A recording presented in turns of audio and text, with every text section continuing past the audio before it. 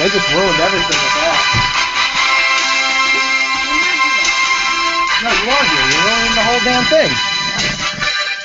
Ladies and gentlemen, welcome to the UWE Awards of 2015, and apparently I got to turn my TV on. This is your host, the Reverend of the Ring, the Self-Supremacy, the one and only Everett Creed, here with my co-host, the brother man with the master plan, Cameron Jackson. No, I say it. There's only one way you can say it, and that's just like this. Welcome to CJE, that is Cameron Jackson Entertainment, your number one stop in entertainment for your backyard wrestling fix. I am your founder, chairman, and CEO, the brother man with the master plan, Brother Cameron. As you just saw on Everett Creed's screen, we were blessed by the presence of Nikki the dog, and it was great to see him here, but everybody, 2014 was an awesome year for UWE. 2015 has a lot to offer. I'm going to pass it back over to the head host of this event to run down how we doing this thing.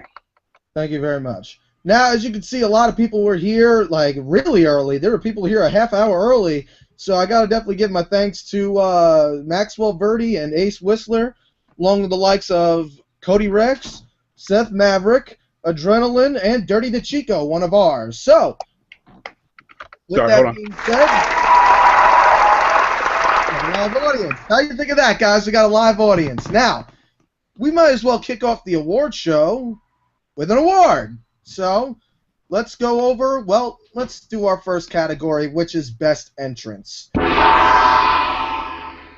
Now, Best Entrance, Cameron, how would you describe a Best Entrance? Like, entrance. See, when you walk out of that shed, you have to captivate people. You have to do something to let you know that what you're about to see is going to be what we call the SHIT.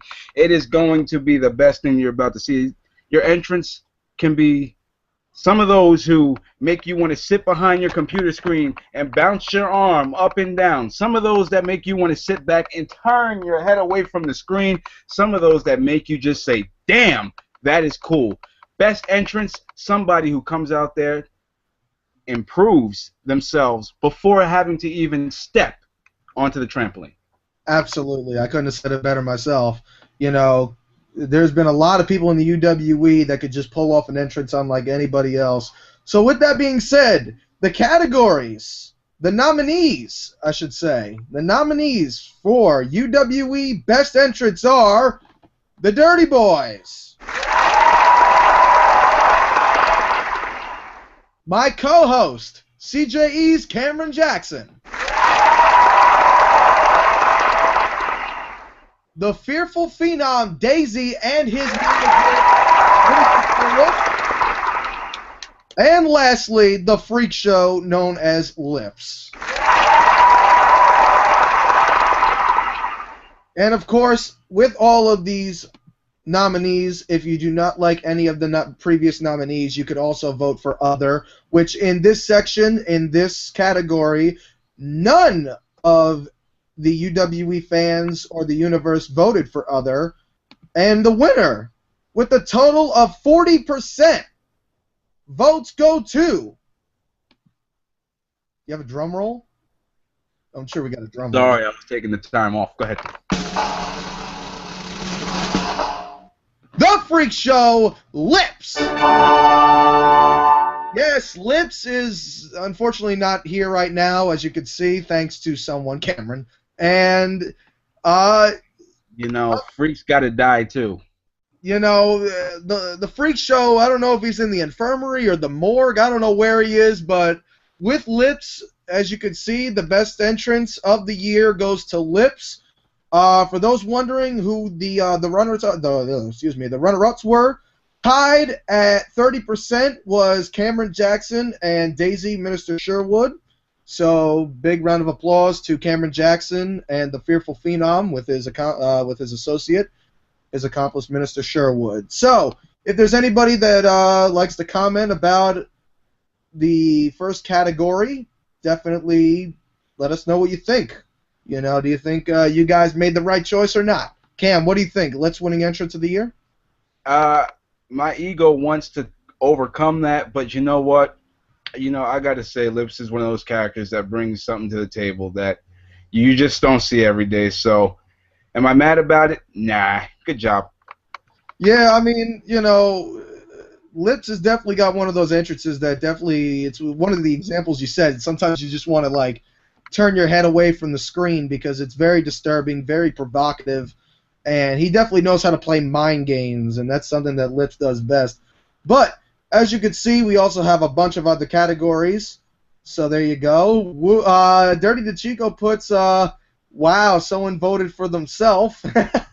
I mean, you know, you vote for who you vote for. I'm sure Lips isn't voting for himself. I mean, you know, Lips has got a total of 40%. You know, Lips voting for himself. I don't believe Lips has 40% of the votes himself.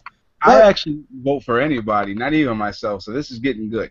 Yeah, it's going to definitely be interesting. 9 viewers. Oh, by the way, I think doing all the applause after the names is a bit overkill. Let's just do one round of applause after you finish saying the nominees. Yeah, I think that might work. So, you know, because you're really getting put to work there, and, you know, so no racial pun intended, but, you know, all right.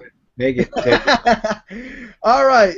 Well, as we like to say in the UWE, you gotta work things out, having fun. How did you say it, Cam? Yeah, I forgot how to put it. You gotta have fun, writing fun, or what was that saying you said? What the hell are you talking about?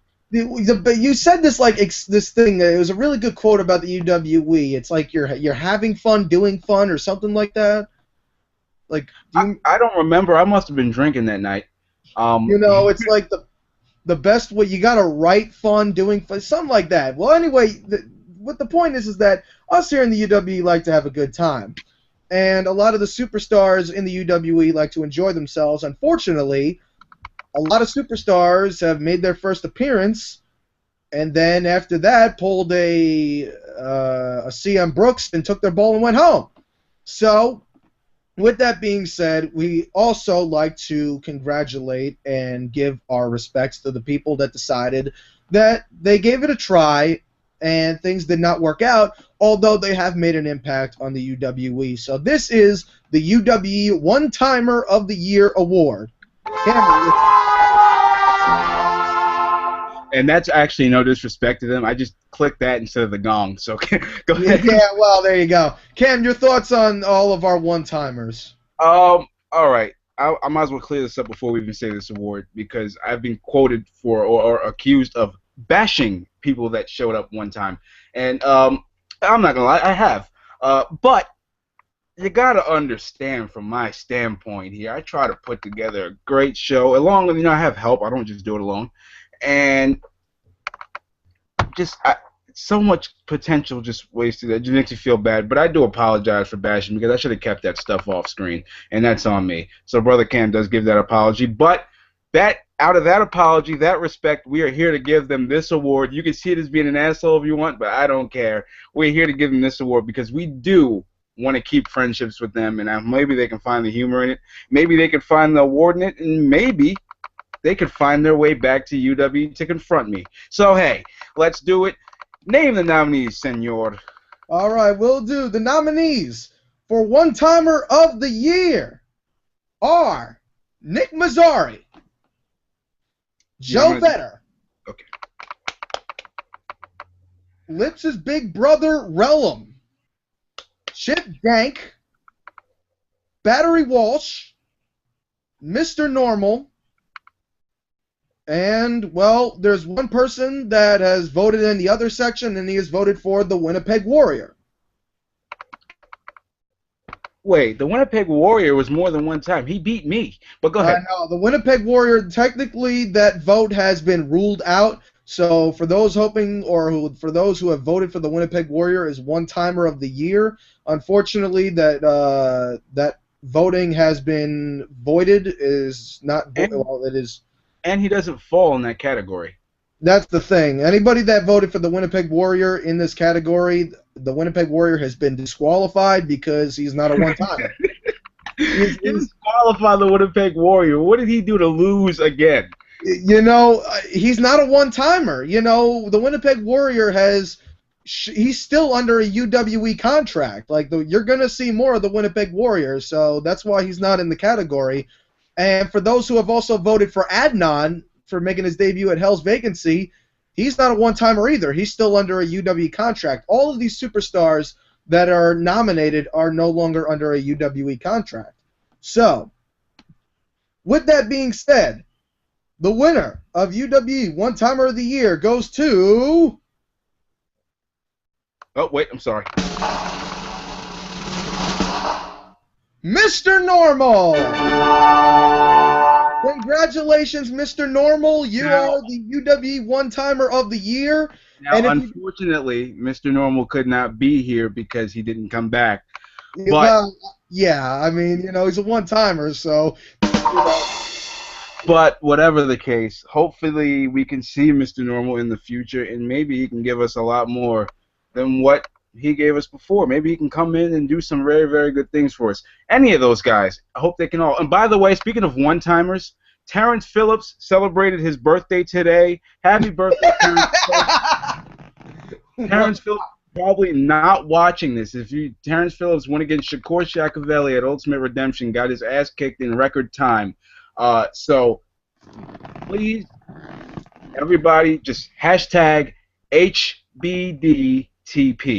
All right? Go ahead.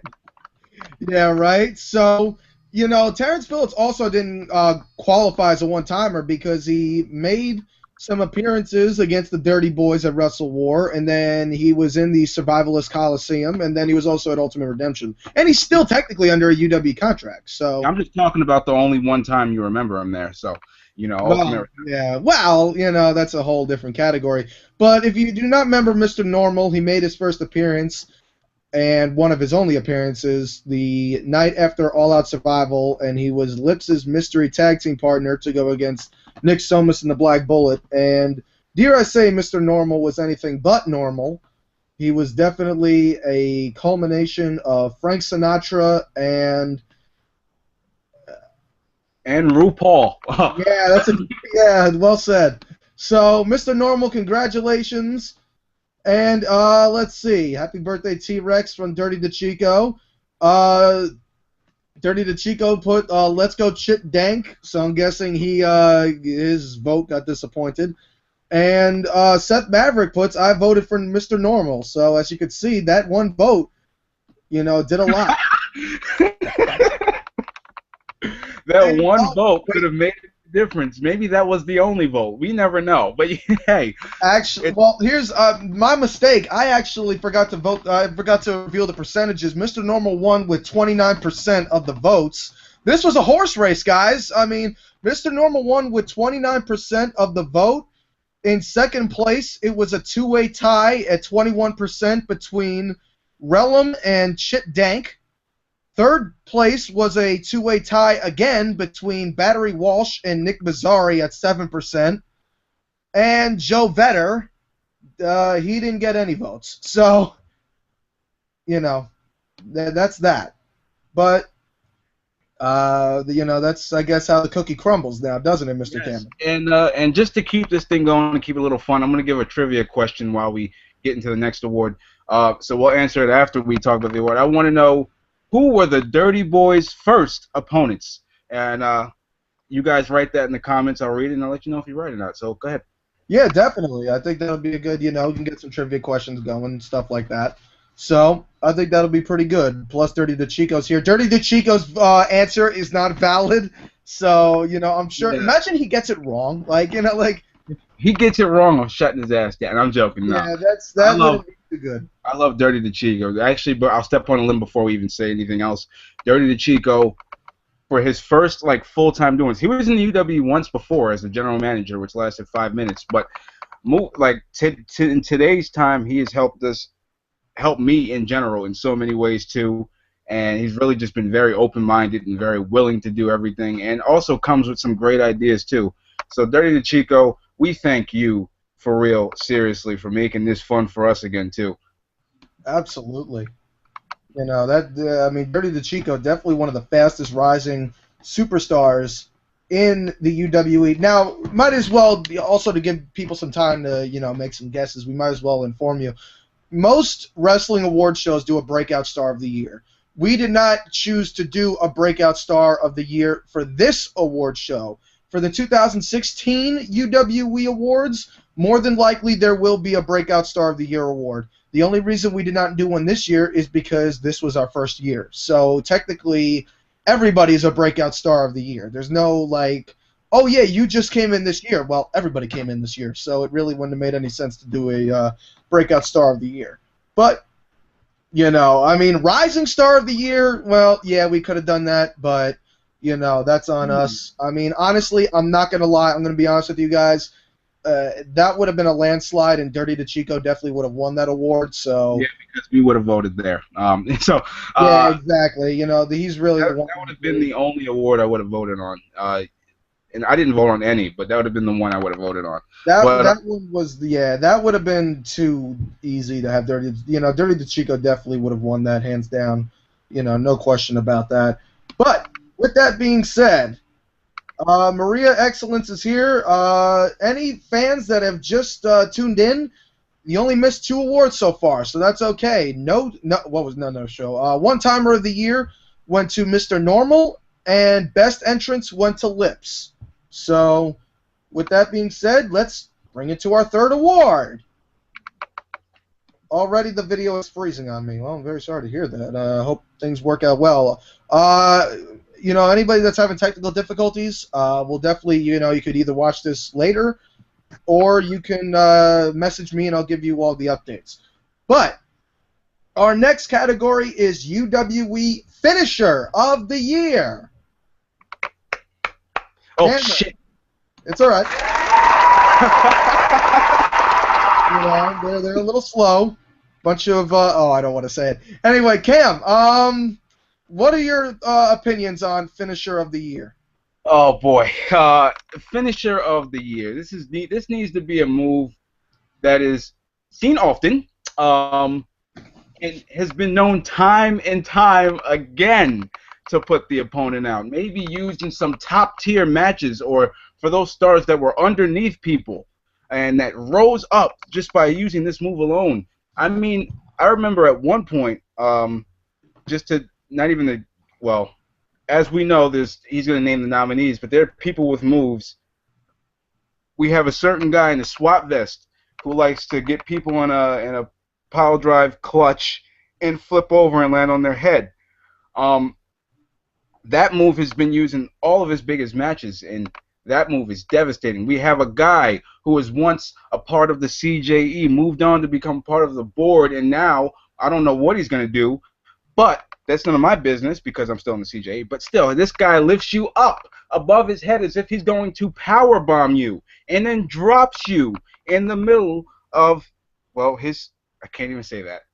I'll make that a real bad. He drops you right on your damn neck. Drives your head right into the mat. Drops you on your neck and things like that. I mean, then there's other guys on the roster, like this one black guy who likes to, do a variation of a headlock driver, but instead he did it before the headlock driver got all famous, and he hooks the arm. Very good technique, hooking that arm. If this guy hooks that arm and he really wrenches it in, it's the left arm, by the way. You know anything about circulation in the body, the left arm's the first thing you feel when your heart's fucked up. And he drops you right on the top of your head, and when you spin over, it's really hard to get that shoulder up because that left arm has been pressed underneath that thigh. But that's just things like that. The Finisher of the Year needs to be a move that speaks louder than you itself. It needs to speak loud. It needs to be dominant. It needs to just be, for lack of better words, finishing. There's a guy, pink guy. Pink guy, you get it? Pink guy? Oh, where's the little thing at? I know that joke sucked. Don't boo me. So, kicks you right in your eye. Just things like that. That move speaks louder than anything he could do. There's a masked guy who gets you up on the shoulder and pile drives you. There's 3 pile drivers I've already talked about thus far. And let's see what the people chose, because I don't even want to go any further because I'm starting to really talk around it because I'm trying to mask in. I don't know who won, but I hope the right move is picked. We got some comments. We got some comments before we reveal the awards. This is from Network Wide Pro Wrestling. Congratulations to all UW superstars awarded tonight from NWPW. Thank you. J Joker 13 says I'm back. Uh, Garfield Went. Cam, Garfield Wentworth is here. Oh Hey, wait. Oh wait, that's Garfield Whitworth. All right, I remember him. Garfield Wentworth puts it's me, it's that Porter Potty. Oh boy. Cody Rex puts Afroshock. Zach Daniels says Afroshock or bust. Uh, Seth Maverick puts Wasted Splash. Dirty the Chico puts, honestly, it's the Sakara theory of death, most innovative and most visually and physically devastating. We have the same opinion there. Yeah, I mean, there's quite a bit of people that are really kind of voting here for this. So, with that being said, UW Finisher of the Year, the nominees are Dirty the Chico's Wasted Splash, TJ Sakara's Sakara Theory of Death, Everett Creed, My Own Finishing Maneuver, The Genesis Device, Cameron Jackson's Afroshock, and believe it or not, we got quite a bit for other. We have Nick Somus's Canadian Destroyer and Insanity's Cradle of Insanity. Cam? A lot of good moves on here.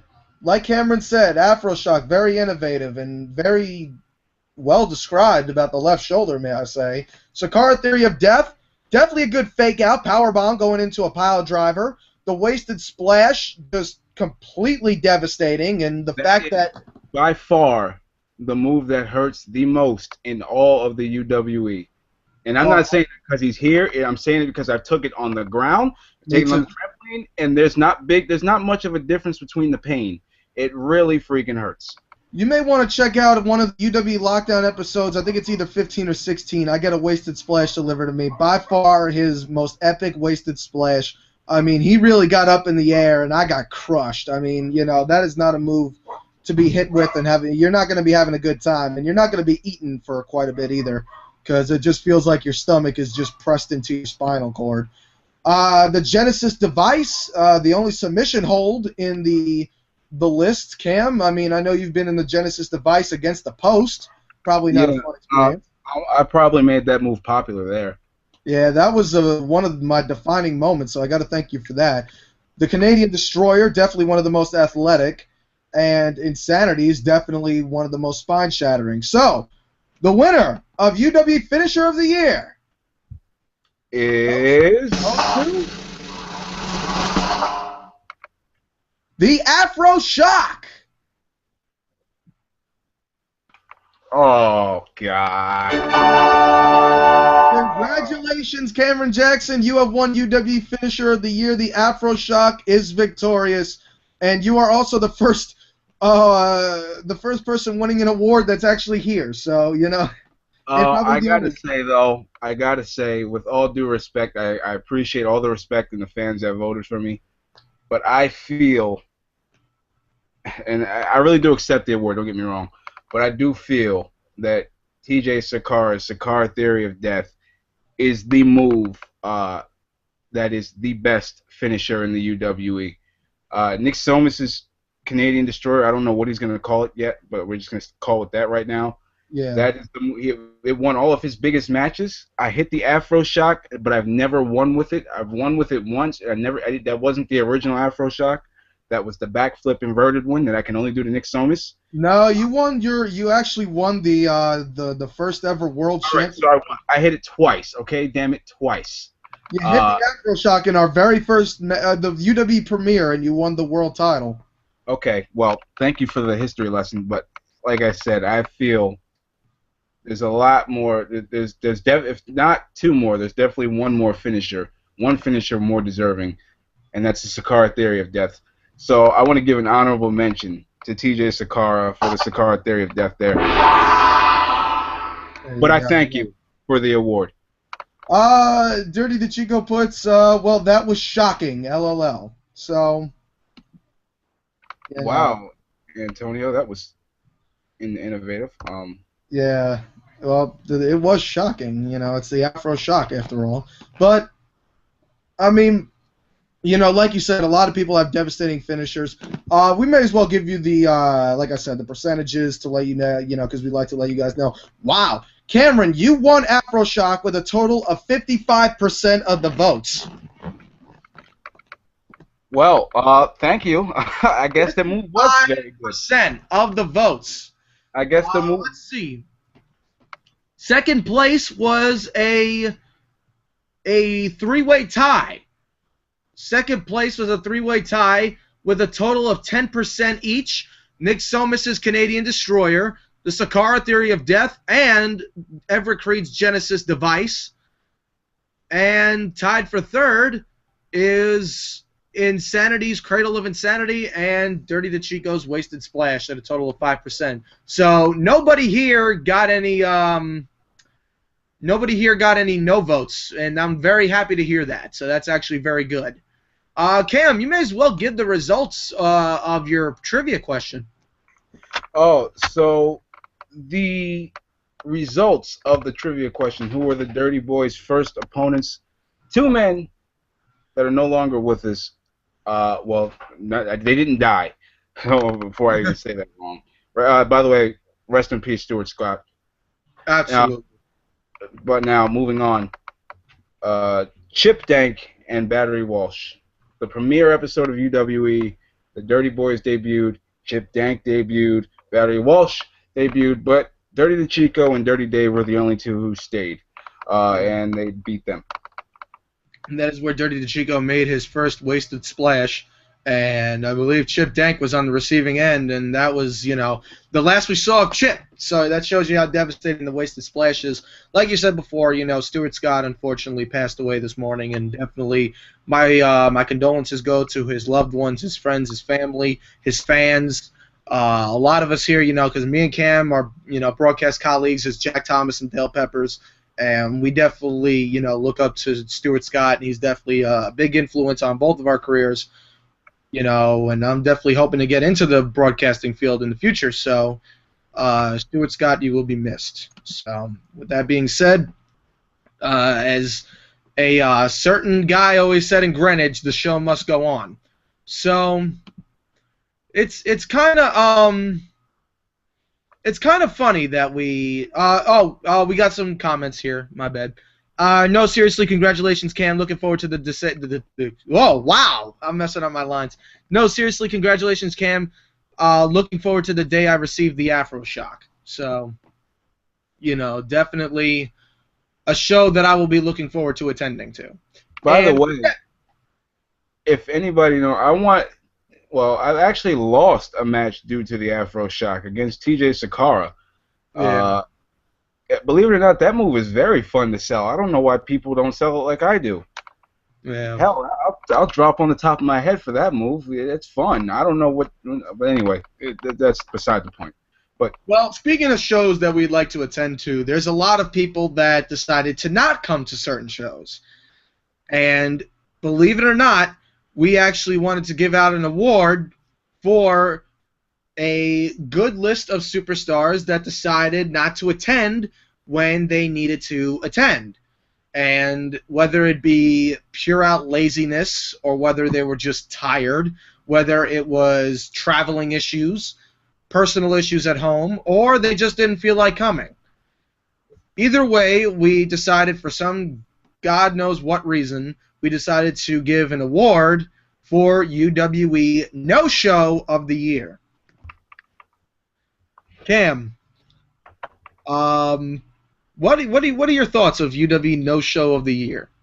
I think it's a really upsetting thing when you're actually there and you're anticipating something to happen, because for as much as we write the shows, we're pretty much fans to see how everybody takes it and runs with it. And the fact that we don't get to see that, I mean, it doesn't really piss me off for that reason. It pisses me off for the reason that it holds a lot of other things up. I'd rather know way ahead of time, and then there'd be no issue. It'd still be a no-show, but it wouldn't be much of an issue. But the reason there's a category here is because, well, we just feel like it's an award worthy, and in a way, it kind of does. put those people over. So, without a doubt, the award, I'm not going to say it's the nicest claim you can have, but it's definitely an award that you An can put award's an on. award. That's the way you got to look at it. An award's an award, and you did something that made you earn this award. Really shouldn't do this award. This is why I didn't vote for it. This award should not be used. I mean, a lot of people are going to vote, okay, we're not sure if this is actually a good award to present. But believe it or not, like I said, we got to, present it. And, this is something that definitely, because this was a big thorn in our side with these certain people not showing up, but also in a lot of other ways, with certain superstars that were nominated, it actually worked out for the better. And it worked out to where it's like, wow, we could actually do a storyline that we didn't plan out, and now it actually worked out better than we originally had planned. So a lot of no-shows can really affect us in a good way as well, because not only now are we concerned with, okay, who's going to actually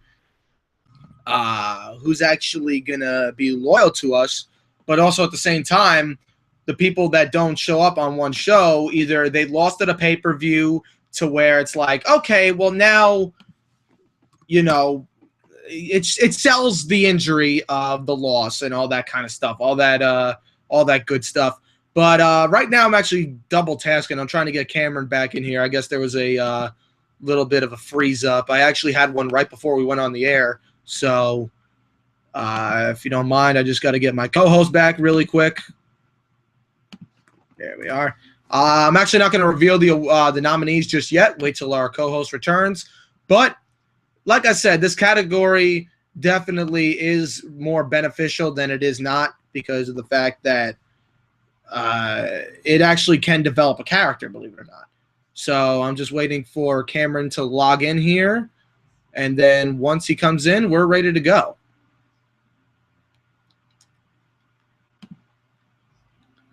You'll see some comments really quick.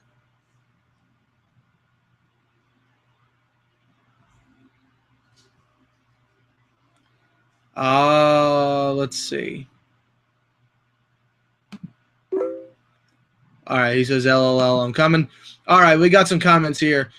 This award is in bad taste, but since this shit went public, we may as well vote for it. TJ should win no show for not showing up at Hell's Vacancy.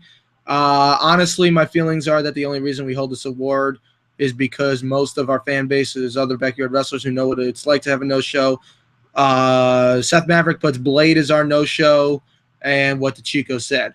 Yeah, definitely. I mean, a lot of people know what it's like to have a no-show. That's definitely something that can really bite you in the ass. I think Cameron's internet, there's something wrong with his internet, because I know it's raining over here. It might be, raining over there, and something might happen with his streaming. So if we can't get him back at a certain time, then we're definitely going to focus on just presenting the awards. But, as far as TJ not showing up for Hell's Vacancy, I mean, that stung a little bit, because he was the #1 contender for the world title. And I don't even remember not if we were supposed to have him win the belt or not. I'm not even sure. But oh boy, that damn internet, that internet connection is something else. I apologize. It's all right. We did not vote just yet, so. Well, you did vote. They just didn't. Well, you know what I mean. I didn't present the awards just yet. A lot of people are kind of giving a little bit of heat about this award, but it's kind of like other backyard wrestlers know what it's like to have a no-show, so it's kind of like it kind of bites you. And we're not doing it. We're really, believe it or not, what the fuck is that on my face? It looks like the Earth. I don't know. It's not really, believe it or not, as much as it seems it is, it's not really to victimize the person. Even though it really seems that way, it really isn't. I think it's more of a way to add some fun to the awards, really. Exactly. It's what this is all about, fun. We all preach on fun. Don't get on our asses for this, ladies and gentlemen. Yeah, and then not to mention one of our other awards is actually personally selected. This is the only award that the UW fans cannot vote for. It is an award decided by the UW management. It is the UWE You Suck at This Job Award. So, that'll be posted up. That'll be revealed a little bit later. And we all get a couple of good laughs here. It's actually been an award presented every year in the UWE, so we like to keep the traditions alive. But with that being said, the nominees for UWE No Show of the Year. The nominees are Nick Mazzari, Mr. Normal. I like that. I like that effect. TJ Sakara, Chris Anius, and Terrence Phillips. And, you know, the major thing is that, you know, this is quite funny because nobody voted for other, which was really surprising. But the winner of UWE No Show of the Year, as the gong for Terrence pulled the No Show as well, the UWE No Show of the Year goes to Chris Anius. Now, let me explain this for a second. Chris Anius did win No Show of the Year. But I like to call this the Phil Brooks Award as well, because the CM Brooks Award as well, because this is the thing about Chris Anius' No Show.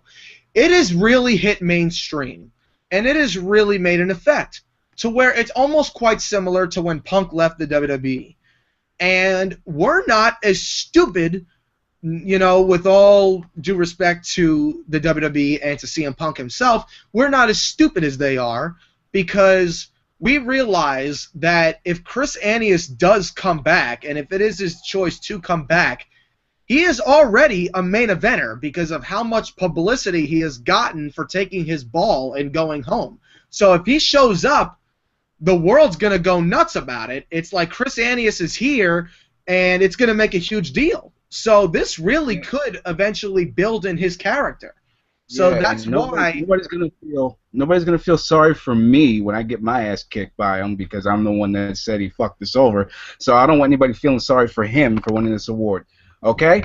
Yeah, exactly. It's gonna be something that if he does come back, he's gonna be a fan favorite. He's gonna make up his own mind. And since we bashed him so, now you're starting to get the idea. Everett Creed bashed Anius so hard about leaving. What if he comes back and feuds with Creed? Now I'm looked at as the jerk. Well, that's funny. Aren't I playing as a corporate heel?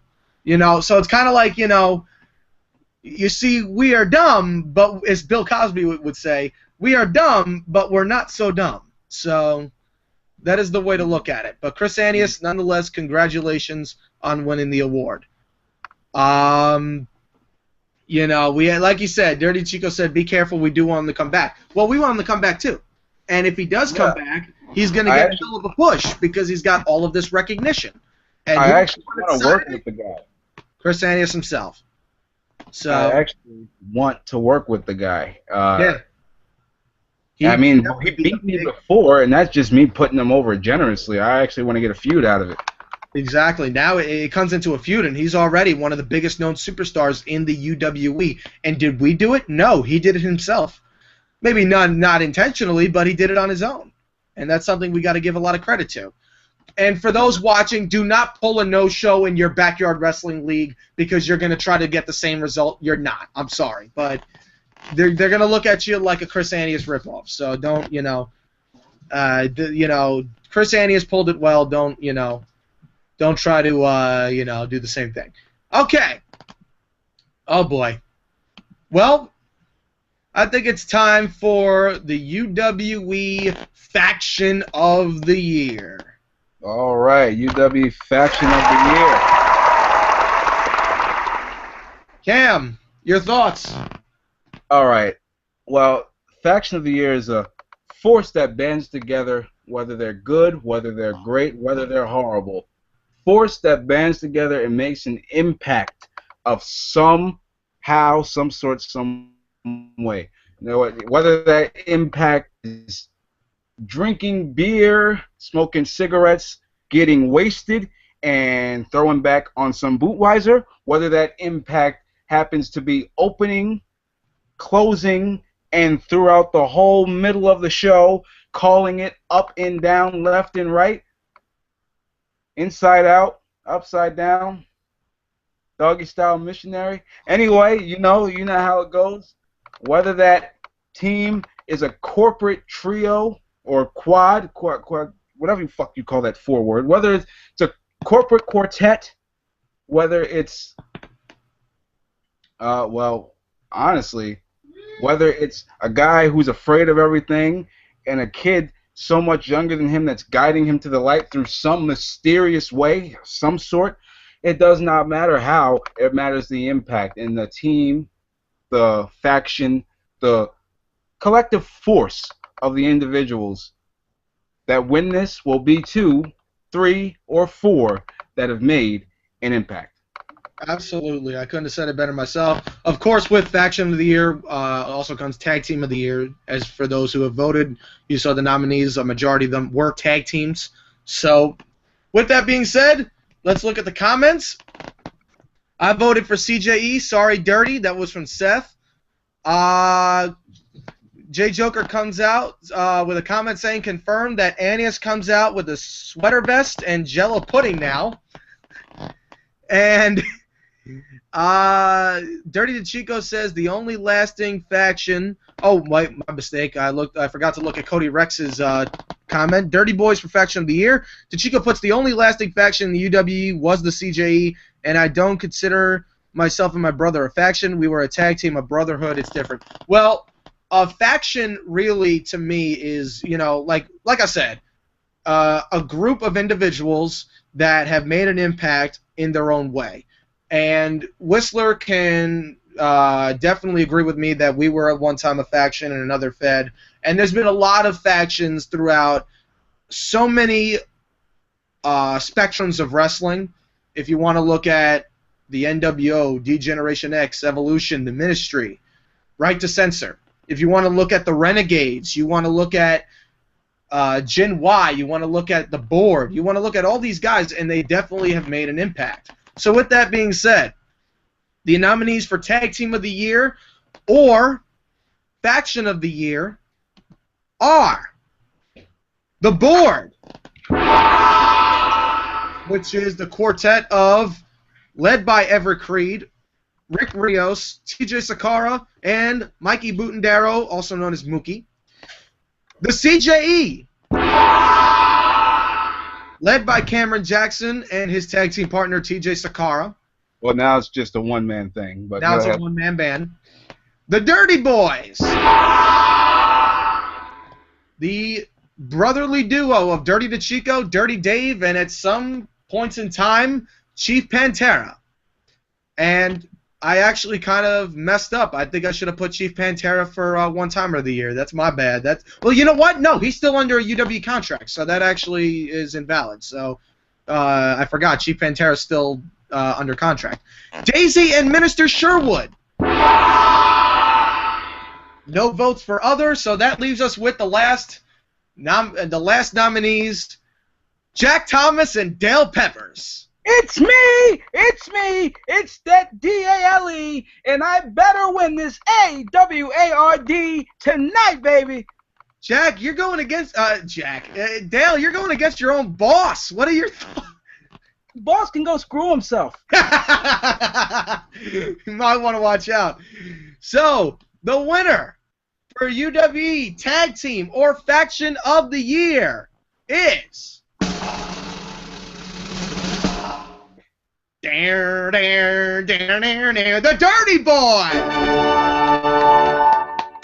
Well deserved. Congratulations, Dirty DeChico, Dirty Dave, the Dirty Boys. Cam, your thoughts? I think that's very, very, very good.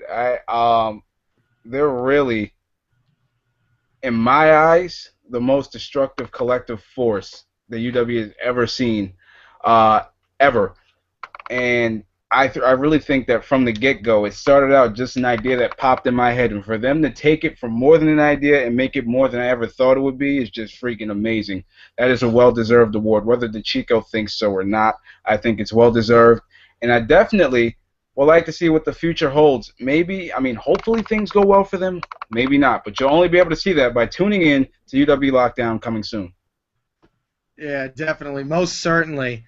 And, you know, Jack and Dale, I mean, they definitely were well-deserved, too. I mean, these guys were, in my opinion, the best commentary team in all of backyard wrestling and all of internet wrestling, in my opinion. Hell, I'll put them over Michael Cole and Jerry Lawler.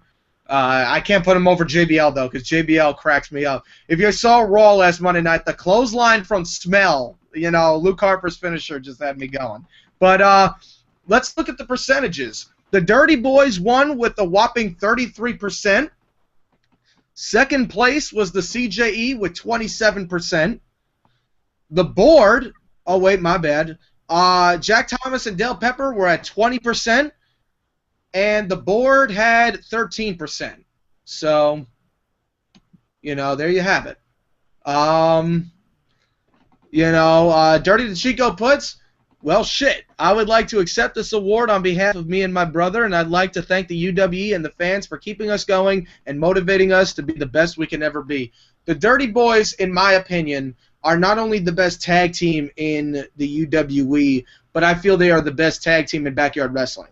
I remember, you know, sitting at home and we were discussing the idea for this gimmick, and we weren't really assuming that these guys were going to be anywhere near as big as they turned out to be.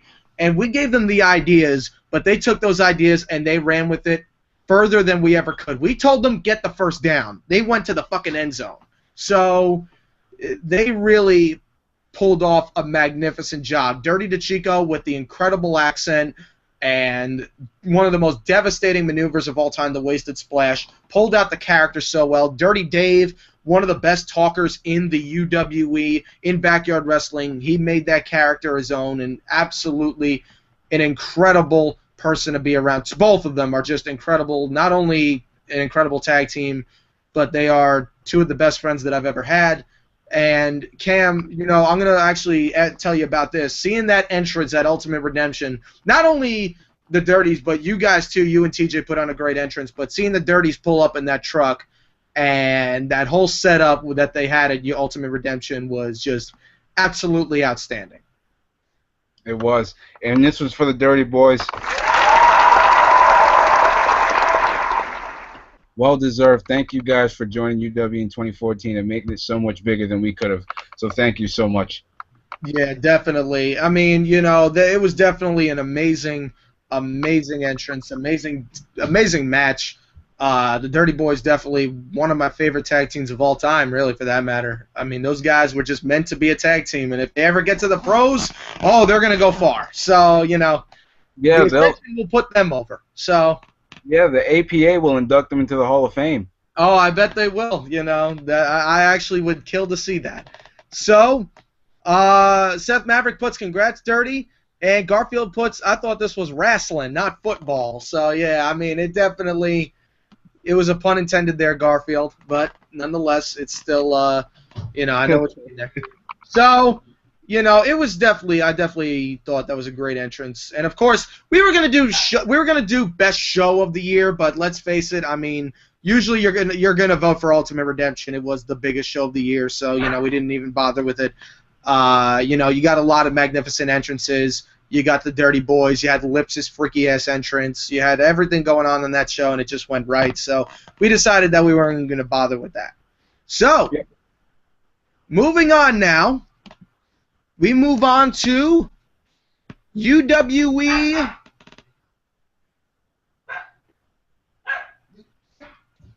That dog really just, I guess he was pissed about not getting the award. All right. That dog is a damn buzzard, I swear. Yeah, definitely. UWE Loose Screw of the Year. Oh, this is not even a question here, but let's go. All right. Now, I don't know. I mean, this is definitely could be interesting. I mean, these are a bunch of superstars. I mean, if there's anything about the UWE, it's about originality. And I think UWE could definitely say that we have the most unique, the most original, the most bizarre, and the most outstanding characters that we've ever had in backyard wrestling. But, Cam, what are your thoughts for UWE Loose Screw? Those are my thoughts right there. All right. Well, you know, we definitely have some, you know, we definitely have some bizarre individuals. We definitely have some characters that are just unlike any other. So with that being said, the nominees for Loose Screw of the Year are Dirty Dave, Insanity, The Black Bullet, Daisy and Minister Sherwood, In the category of other, the Winnipeg Warrior. And last but not least, the Freak Show Lips. Now, these nominees definitely have a little bit of a screw, just a little loose in their heads, as we all like to say. You got a beer-drinking Long Island redneck. You got a man that is anything but sane, who at one time believed that he was an arachna. You have a former New York SWAT officer. You have a man that dresses himself in absolute pink and is afraid of everything and suffers from pantophobia and is aligned with an individual that is half his age and twice as brave. You have a dog, and then you have a gender-confused, androgynous, demonic freak show. And then you have a Canadian lucha libre. So let's see if there's any comments here. Lips is a effing screwed up screw. If I was in UWE, I think I would be a nominee for this award for sure. Garfield Wentworth definitely would be. Winnipeg Warrior as well. However, the winner for UWE Loose Screw of the Year is Lips. That wasn't that hard to figure out, guys. No, that wasn't too hard to figure out. Actually, this was pretty dominant. Lips won with a whopping 47% of the votes. I mean, there's a lot of bizarre individuals here, but Lips just goes out as one of the most eerie, one of the most disturbing, one of the most provocative superstars in backyard wrestling, and there's just no second guessing to it. I mean, Cam, you've been in the ring with Lips, and how can you describe that? It was definitely a match that I don't want to put on my DVD, but it wasn't my best match. It probably was more so one of his better ones. It was definitely good storytelling, and he got what he deserved when I crushed his throat with the fucking pipe. Well, Lips is not here right now. I mean, he's definitely somewhere, either resting or recovering or whatnot. He's bad. I don't even know if we're going to see him again. I really don't know. I mean, I crushed his throat, so now he can't suck you-know-what. Now he's just out. Yeah, I don't know if we're ever going to see Lips again. I really haven't heard of anything since Hell's Vacancy, but we'll definitely see. Antonio puts, Dirty Chico puts, look, if sex can be referenced to baseball, then wrestling can be referenced to football. And Lips lost his screws at an orgy. Well, you know, I don't know where he lost his screws. I don't think he ever had them. You know, that's the best way to put it about Lips. I mean, definitely one of the most bizarre individuals in the UWE. Well, actually, as you can see, the most bizarre by winning this award. Definitely one of the most alluring superstars that we've ever had. So, with that being said, we now take it to, well, I mean, there's quite a bit we can use here, but let's take it to a moment that really stood out in time. And hold on a second, guys. I think something just happened here. I'm here. I hear you. We hear you. We got it? Yeah, I hear you. Yeah. For some reason, my things kind of went into two different windows. But anyway, I'm going to work with it. Anyway, we've had a lot of moments here that have just left us in absolute shock. And with that being said, as we look at Cameron's dog, he definitely is excited to find out this one. He really believes he's going to win this award. He's trying to push me out of the way so he can see. That too. With that being said, we take a look at UWE Shocker of the Year. God damn it, this freaking dog. Come on, man, you gotta move. This is not the news. You can't watch this. Move. Right? Oh, God. Look at him. He's not giving it up. Like he's trying to take it over. Yeah, he really is. Look at that dog. Oh, all right, you gotta move. Come on, move. Come on. You're holding taking over the award show. All right, go ahead. All right, well, Cam, what are your thoughts of UWE Shocker of the Year? Shocker of the Year is definitely a moment that you don't see coming. And I mean don't see coming, I don't mean like just as a viewer. I mean as a participant in what's going on. I mean as a person actually there. Some of the things that you go out and do aren't planned before time, and there's some things that are planned that definitely give shock as well. But Shocker of the Year to me is definitely something that just is out of the way, not planned, but offers you something to work with that is so gold and gives a presence to you and everybody else that is so gold that you can't help but use it again or use it to your advantage.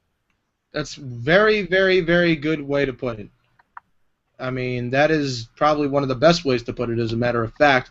But before we reveal the nominees, I've actually been screwing up. I got to go back because I know you guys sometimes want to know the runner-up. Don't worry the percentages. We know Lips was going to win the award. Let's just move on. Well, no, I mean, Litz we already said was 47, but for those who are keeping track, he won by a whopping 47, like you said. There's no need. The other ones were low. He had 20%. I feel he deserves. I don't care.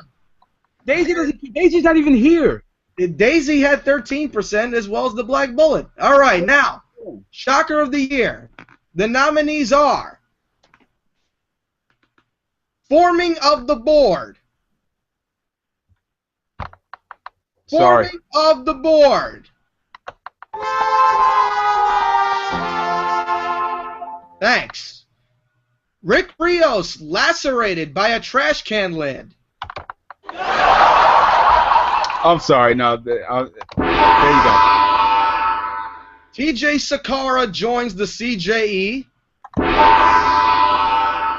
Daisy defeats Everett Creed in his first match. Lips, drugs, and kidnaps Cameron Jackson.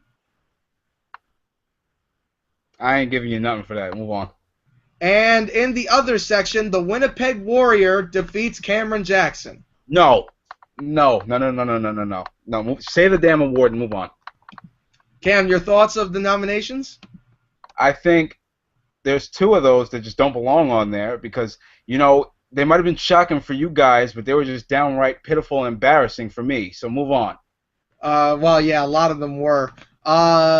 Garfield puts, I think I win this award for never signing, but still, that's the loose screw of the year. Am I in some way, shape, or form involved with every award? Every I don't know. Somehow, in some way. Every nomination I'm involved with? All right, I'm doing good. Trash Can Lid, Busting Rios was Shocker of the Year. Garfield puts Greed. Corey Graves is here. Sorry I'm late. Corey Graves, good. Glad you can make it. The awards you have missed are Litz winning Best Entrance. Mr. Normal, I believe, won One-Timer of the Year. The Afro Shock won Finisher of the Year. Let's see here. Chris Anius won No Show of the Year. Lips just won Loose Screw of the Year. And the Dirty Boys won Faction Tag Team of the Year. And now we are on Shocker of the Year.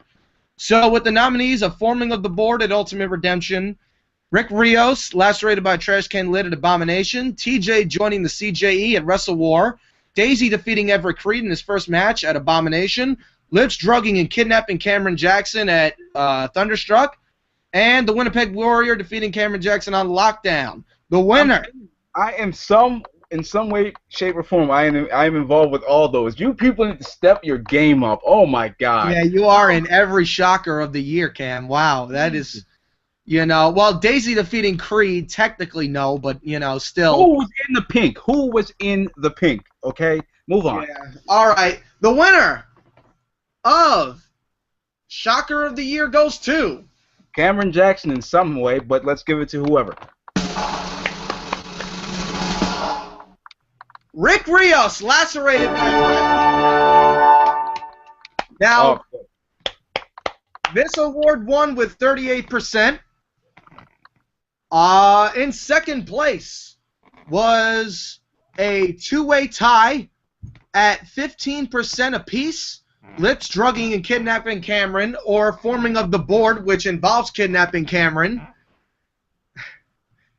And for third place, we have a three-way tie at 8% of the Winnipeg Warrior defeating Cameron Jackson, Daisy defeating Everett Creed, and TJ joining the CJE. So, like I said, Rick Rios being lacerated definitely was absolutely shocking because of the fact that it wasn't even planned. Oh, yes, I went out there with the intent to kill. Okay, I went out there. First off, I cut this amazing 5-star promo. All right, you got to give me my credit where credit's due. I made up a homemade song. I get down to the trampoline, and the ref goes, "All right, you want to do this?" He's talking. Rick's starting to come to me. I just, bam, whash him with the trash can. And at that point, behind the scenes, we put on the fake blood. Then I walk around. I say, "Cameron, what can you do to etch your name in history? What can you do to leave a mark, literally, on Rick Rios for the rest of his life?" Grab the trash can lid. I look at it once. Then I continue talking trash like only I can. Lift it up. Bam! And the famous words after that is, "Oh, and you got the handle. God damn!" I swear, I really didn't think he was busted open, but and I turned around and looked, there was blood pouring, and then soon to find out there was a gash there. I really did feel bad at the end of the day, though. To be really serious, I'm glad Rick Rios wins that award because he took the grunt of that, and he definitely took it like a good sport and came back the next week to win at the time, I like to call it the CJE World Heavyweight Championship, but of course it's the UWE World Heavyweight Championship, and he won it. And I really want to commend him for being a man about it, definitely just coming back and being tough as nails as he could. So I definitely, I'm honored to be a part of that moment for Rick Rios. That is by far my favorite moment in UWE, because I was there to see Rick Rios go from literally years ago not being able to really hold his own to it all culminating in one moment to where he just got to the point where he was like, "I'm ready to do it, man," and stepped out and made it a lot more fun and competitive for myself and others. So I really, really do appreciate Rick Rios winning that because he is the true winner in that scenario. But it's awesome. I mean, this was one of the awards that was really kind of flipping and flopping when I was reviewing the results. And the first 2 nights or 3 nights after the polls, Lips drug-napping Cameron was a landslide winning that one. And then, you know, it was like over 50, 60% saying that. But then all of a sudden, you know, more people were voting for the board signing, or more people were voting for the trash can lid. Then one put the Winnipeg Warrior defeating Cameron, and it started coming up and coming up. And then right as we closed the polls, the trash can lid comes up with the winner, and I was very happy to see that because that was definitely a defining moment in Rick Rios' career, and that was something that I could definitely say was absolutely incredible. That was and the how quick he recovered from it, and I remember being there, and believe it or not, it kind of worked out storyline wise too because you know I was a heel and Rick was a babyface at the time, and you see me tending to Rick. It's kind of like okay. This is real. Like, you know, Everett Creed tending to Rick Rios, that's got to be real. Like, that's... And then in the storyline, it turns out at Ultimate Redemption that, you know, me and Rick were in cahoots the whole time. But that moment definitely was one of the best. And that was definitely my favorite back-to-back filmings from Abomination to the lockdown after Abomination. They weren't the same day, of course, but when we came back and did that, very magical for me. It was very awesome to see that. And we had a hell of an attendance, too. Very emotional, great attendance. And I remember one of the best parts of that, the 2 nights, you know, the Abomination and Lockdown, one of my favorite moments was he does the Rios rotation device to you and your leg hits the post.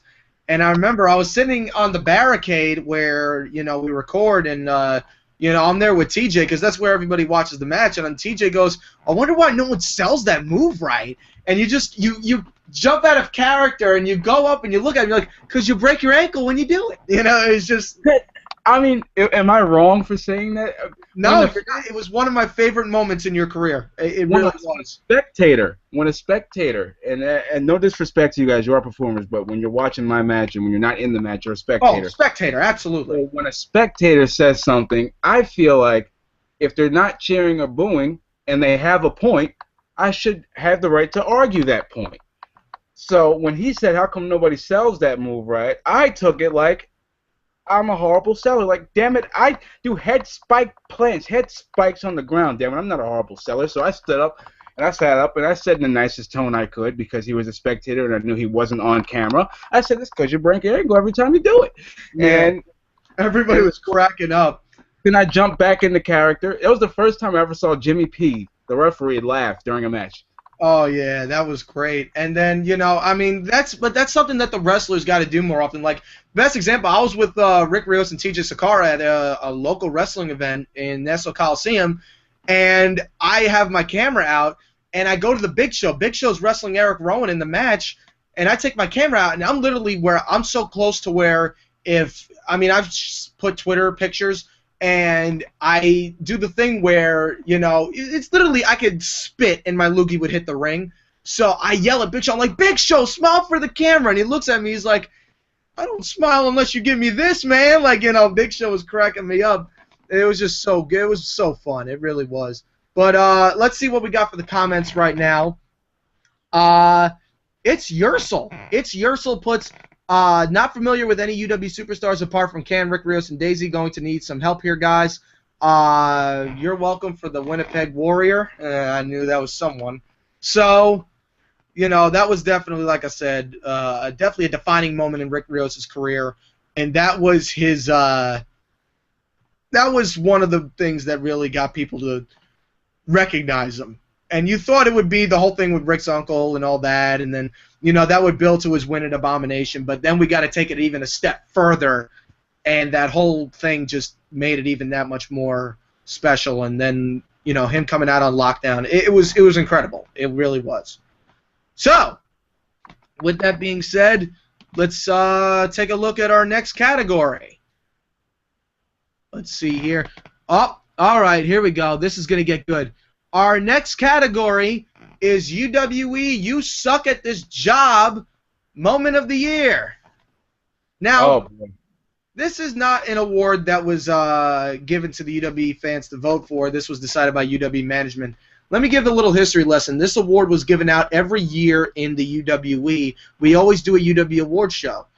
And the first UWE You Suck at This Job award was presented by the UWE Executive Vice President Angelique Stark, and really was quite assertive about it, and the winner of that award was Terrence Phillips.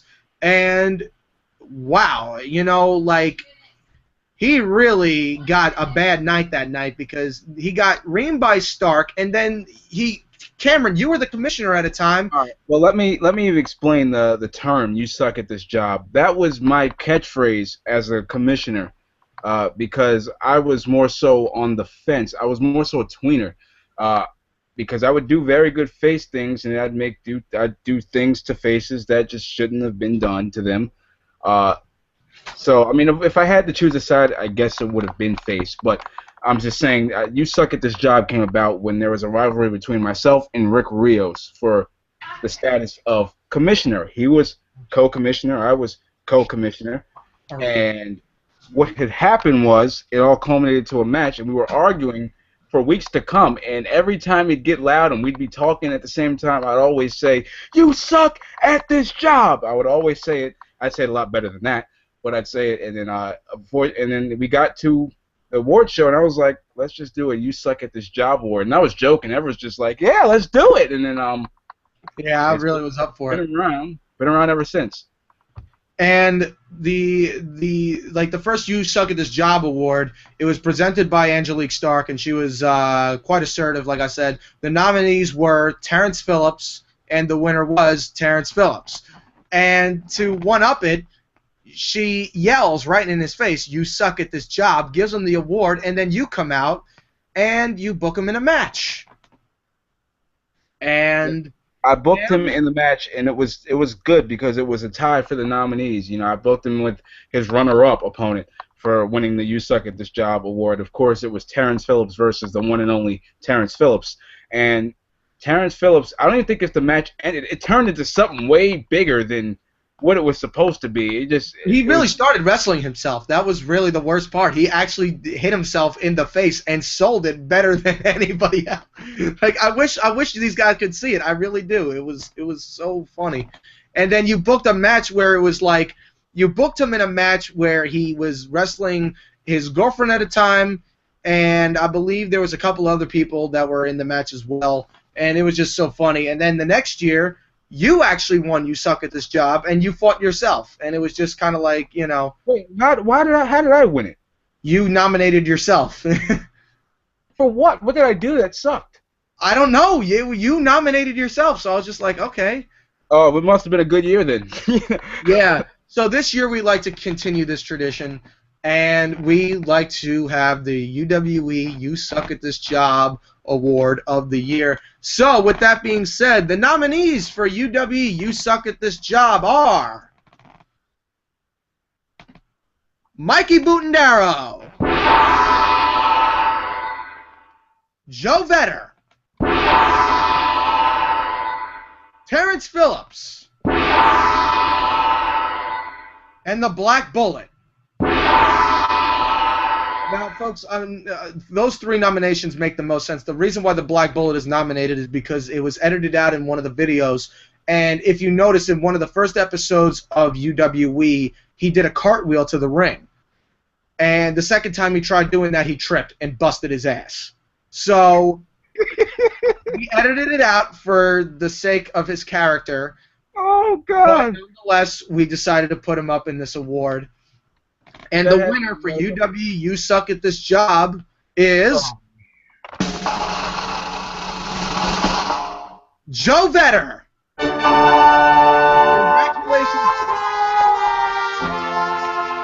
Congratulations. Could I please take this one? Oh, sure. Because I'm pretty sure outside of the UWE, Joe Vetter is what they call a great guy. But his tenure, his one-day tenure in the UWE, he has gone through things as far as breaking the shed, getting his ass beat by Shakur Shakavelli, and also being very egotistical off camera. I mean, we all have pretty big egos, but we don't carry it that far. So, Joe Vetter, I'd like to say, for good old time's sake, you suck at this job. You're fired, okay? I mean, you probably quit a long time ago, but you're fired. Oh, he was fired a long time ago. You know, so, you know, Joe Vetter, you have won this award for breaking the fucking clock, and, you know, now we no longer know the time.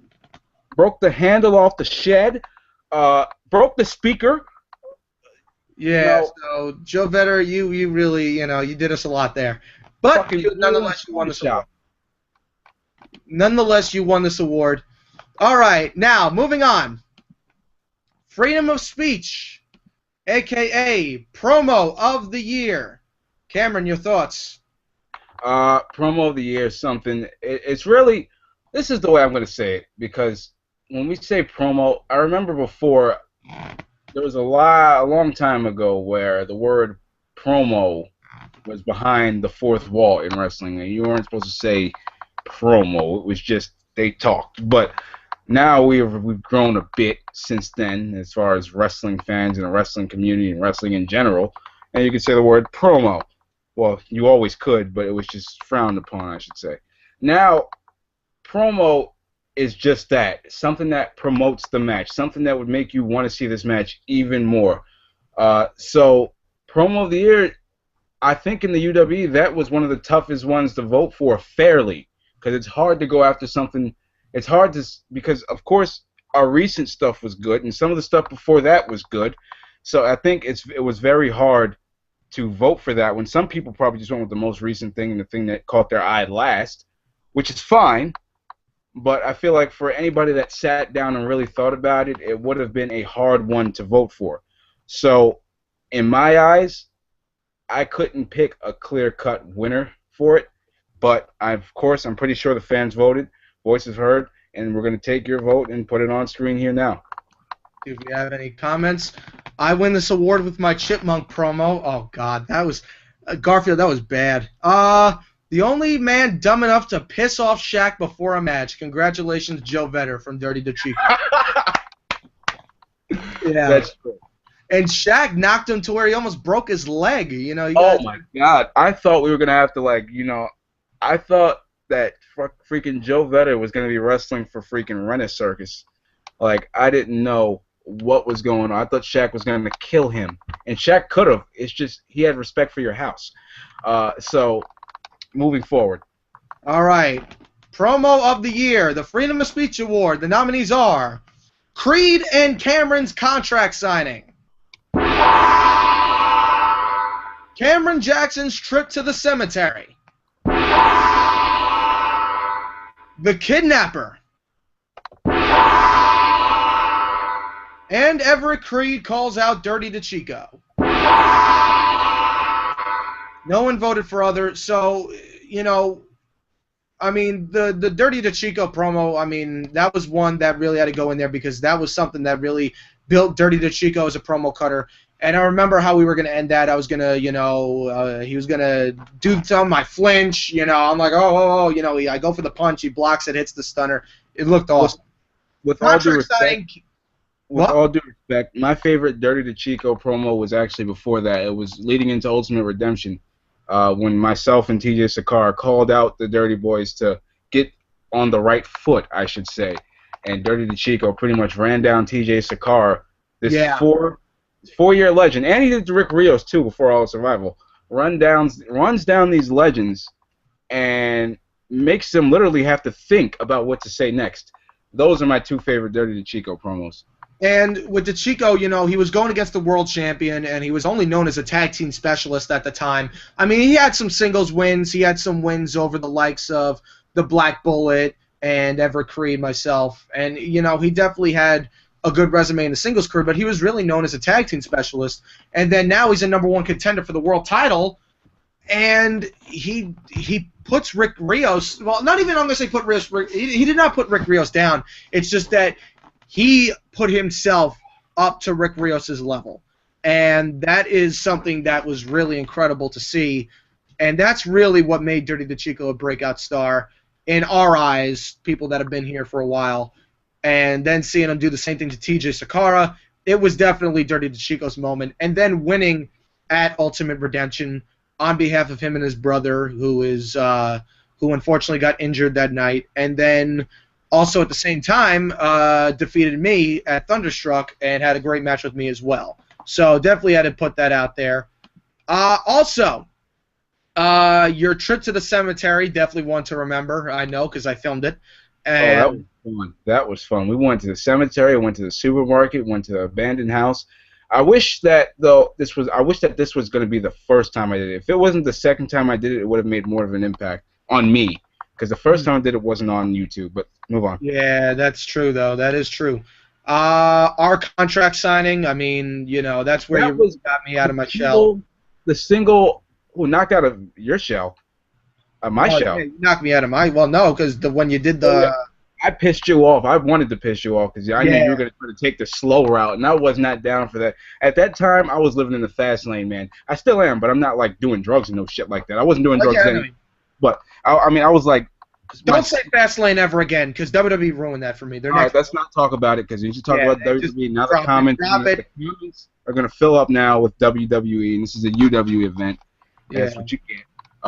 But my character was more so on the fly, more so action-packed at that time. That's what I'm going to say. And once I saw you trying to cut me off in my catchphrase, and I was just getting over at the time, too. So I was like, no. Shame on you. And then, you know, I sat down, because I knew you were going to burst. I didn't know what you were going to do, though. I sat down, and then you just stood up and did your famous my show. I'm tired of these dimwits, you know. You got to add the... Yeah, the dimwits.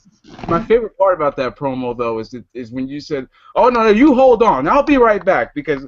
I thought that you were just going to come back around that corner with a freaking hatchet, Dirty Dave's truck, and a shirt that says, fuck me silly. And then, you know, but instead you came back with 2 Mike's Hard Lemonades, and then you got under my skin a bit, because I did tell you if I got alcohol on me, I was going to be pretty pissed. And what'd you do?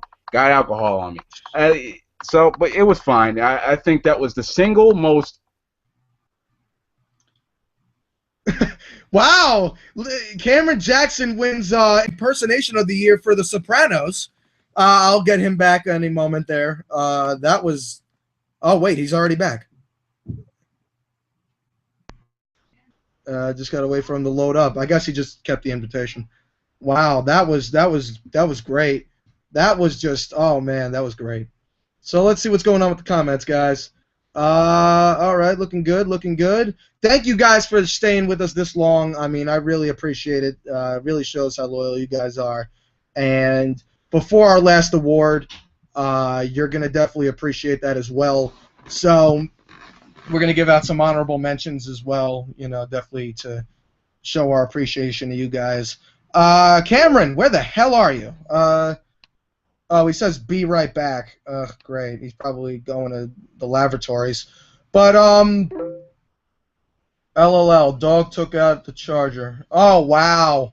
The dog took out the charger. He really was pissed about not being on the show.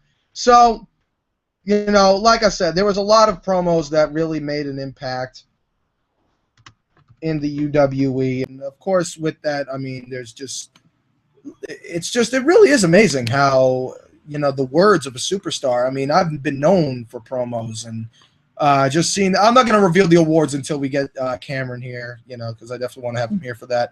But it definitely was something to really take notice, and I definitely wanted to really show that, you know, a promo could really do something. It could really build up for the match. And when you have promos behind the match and before the match, and even sometimes after the match, it makes it that much more special. So I'm just waiting for Cameron here to return. He will any moment. Let's see here. Gonna refresh real quick.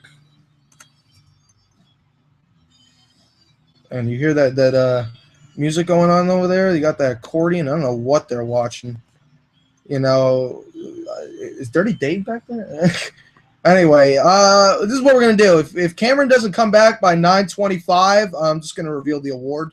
But it's 9:20. Oh, wow, he's really good with that. Okay. Cam, welcome back. Yeah, I'm sorry about that. The dog took out the charger. But like I was saying, it was the single most funniest heated promo at the same time. And, all right, so with that being said, the winner of UWE Freedom of Speech Award, the best promo, goes to...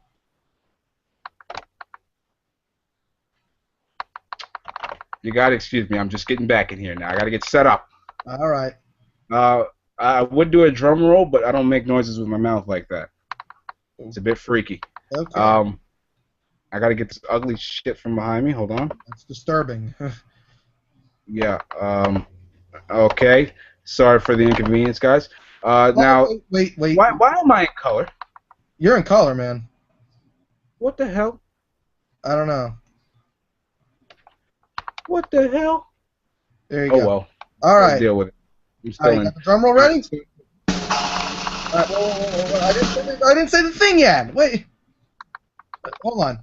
The UWE free. Oh wait, hold on. I forgot to go over the kidnapper promos. Kidnapper promos. They were good. All right. UWE Freedom of Speech Award goes to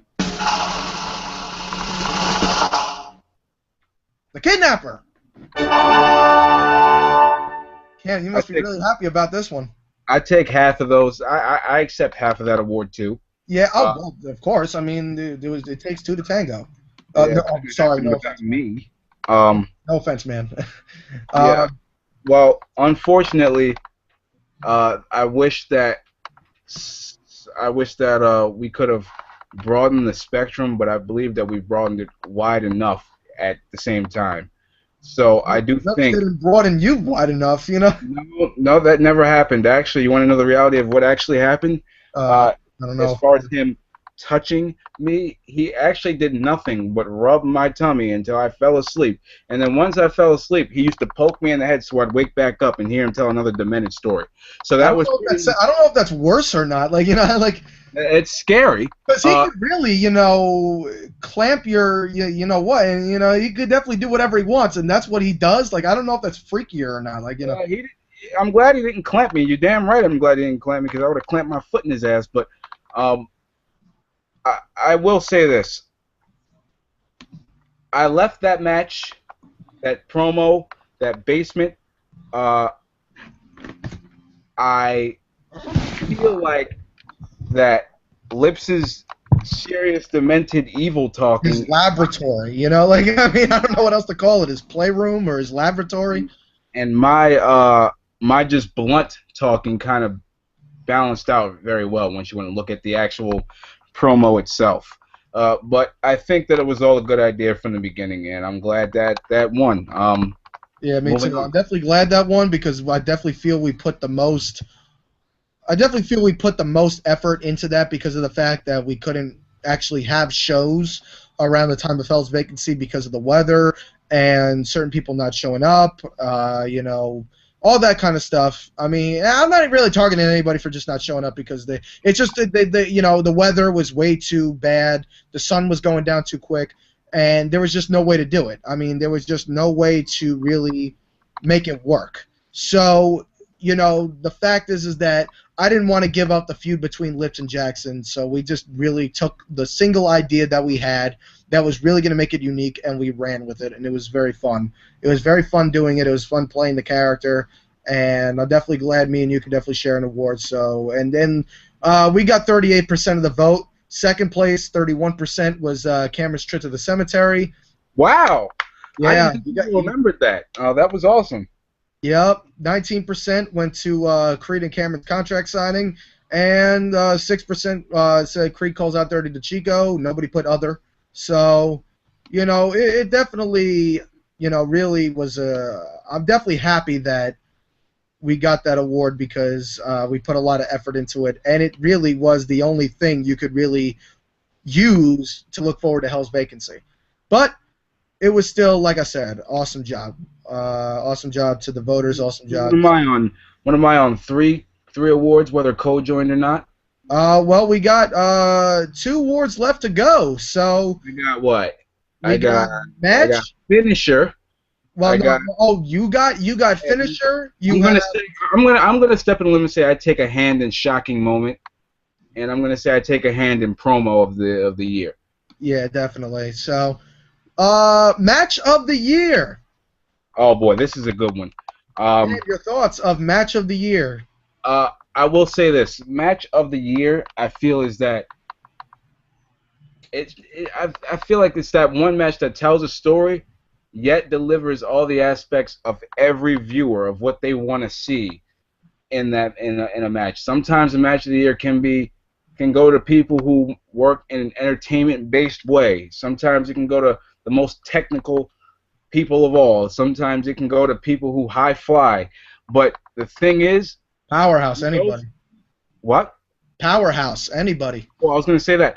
But through those ways, it is above all those, it goes to the two people who told the best story with their in-ring actions, given the build, or maybe even better than the build.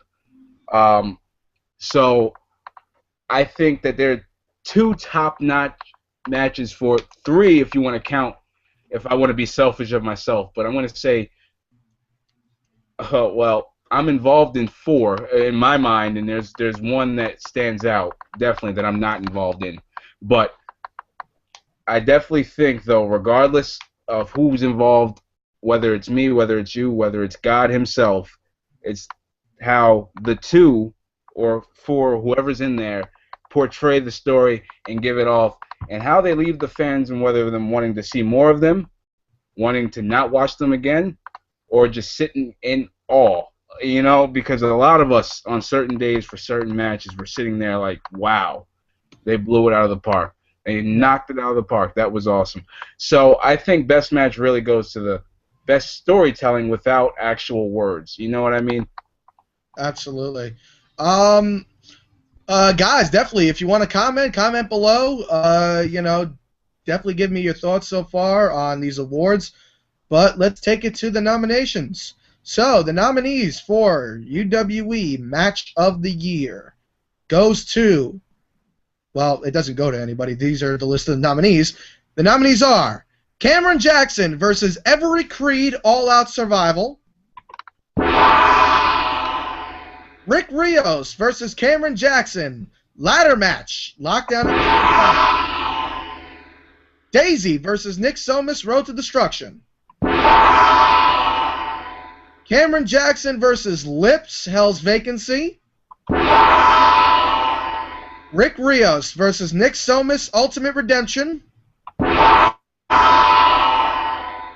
And we have two for the other section. We have Cameron Jackson versus the Winnipeg Warrior on UW Lockdown. And Daisy versus Insanity at Hell's Vacancy. My mistake. That's a lie. That's three people for the other section. We also have one more. We also have the Black Bullet versus Insanity versus Cameron Jackson at Wrestle War. Wow. That's a throwback, but with all due respect, I believe no matter how many times... That was the match that put us on the map, so I'm glad that got one in there. Yeah, that if there was one match that really did it for us, it was that one. And I'm not even going to take all the credit to me because I got to give credit to everybody. Bullet and Insanity definitely told a great... And I knew when we were... Oh, don't tell me I left again. Good God. My connection that bad, guys? Is my connection really that bad? Am I even still on here? Like, you know, I really don't get why people just up and leave. I just can't seem to grasp it because I don't know if this man's gone. I don't know if I'm gone. I don't know if I'm still here. Somebody needs to let me know what in the hip-hop hell is going on right now.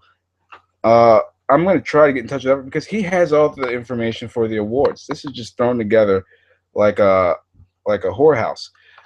Like, I really don't know. But since I have the time to do this, I want to promote something. I want to promote the Backyard Wrestling Fix. The Backyard Wrestling Fix this week will host Zed Zigamantis from BTW.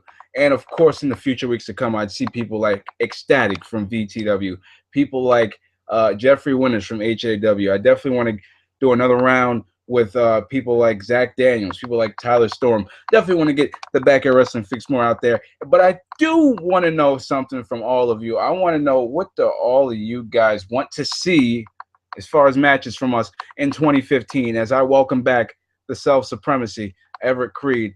Hopefully he can hear me. I don't know what's going on with him. If he can answer me, don't know what's going on there.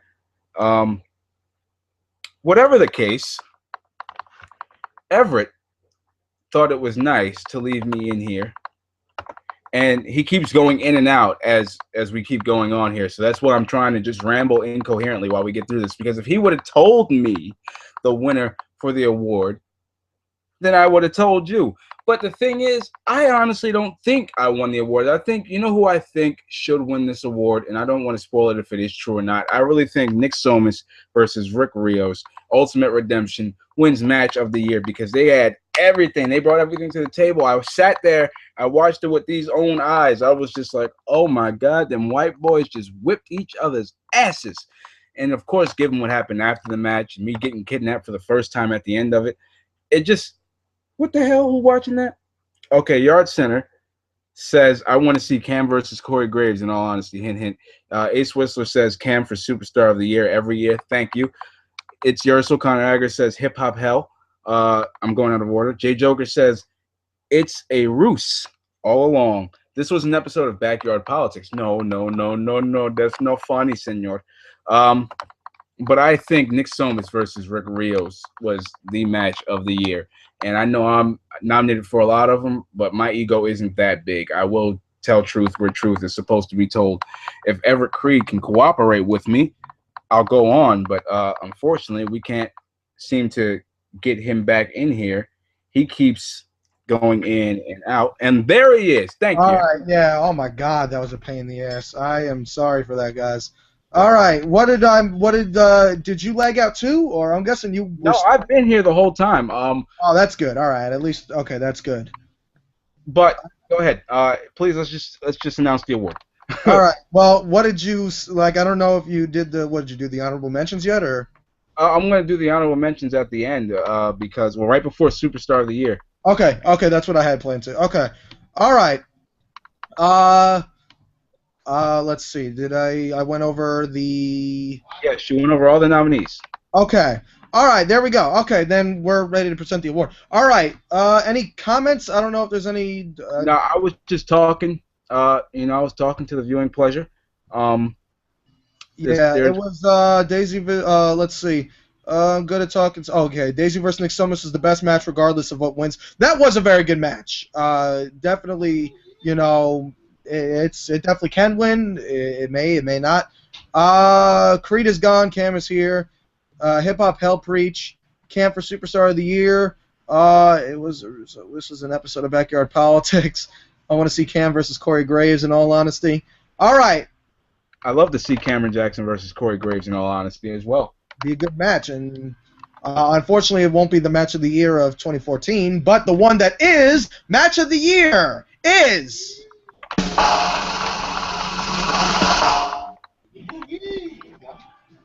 really,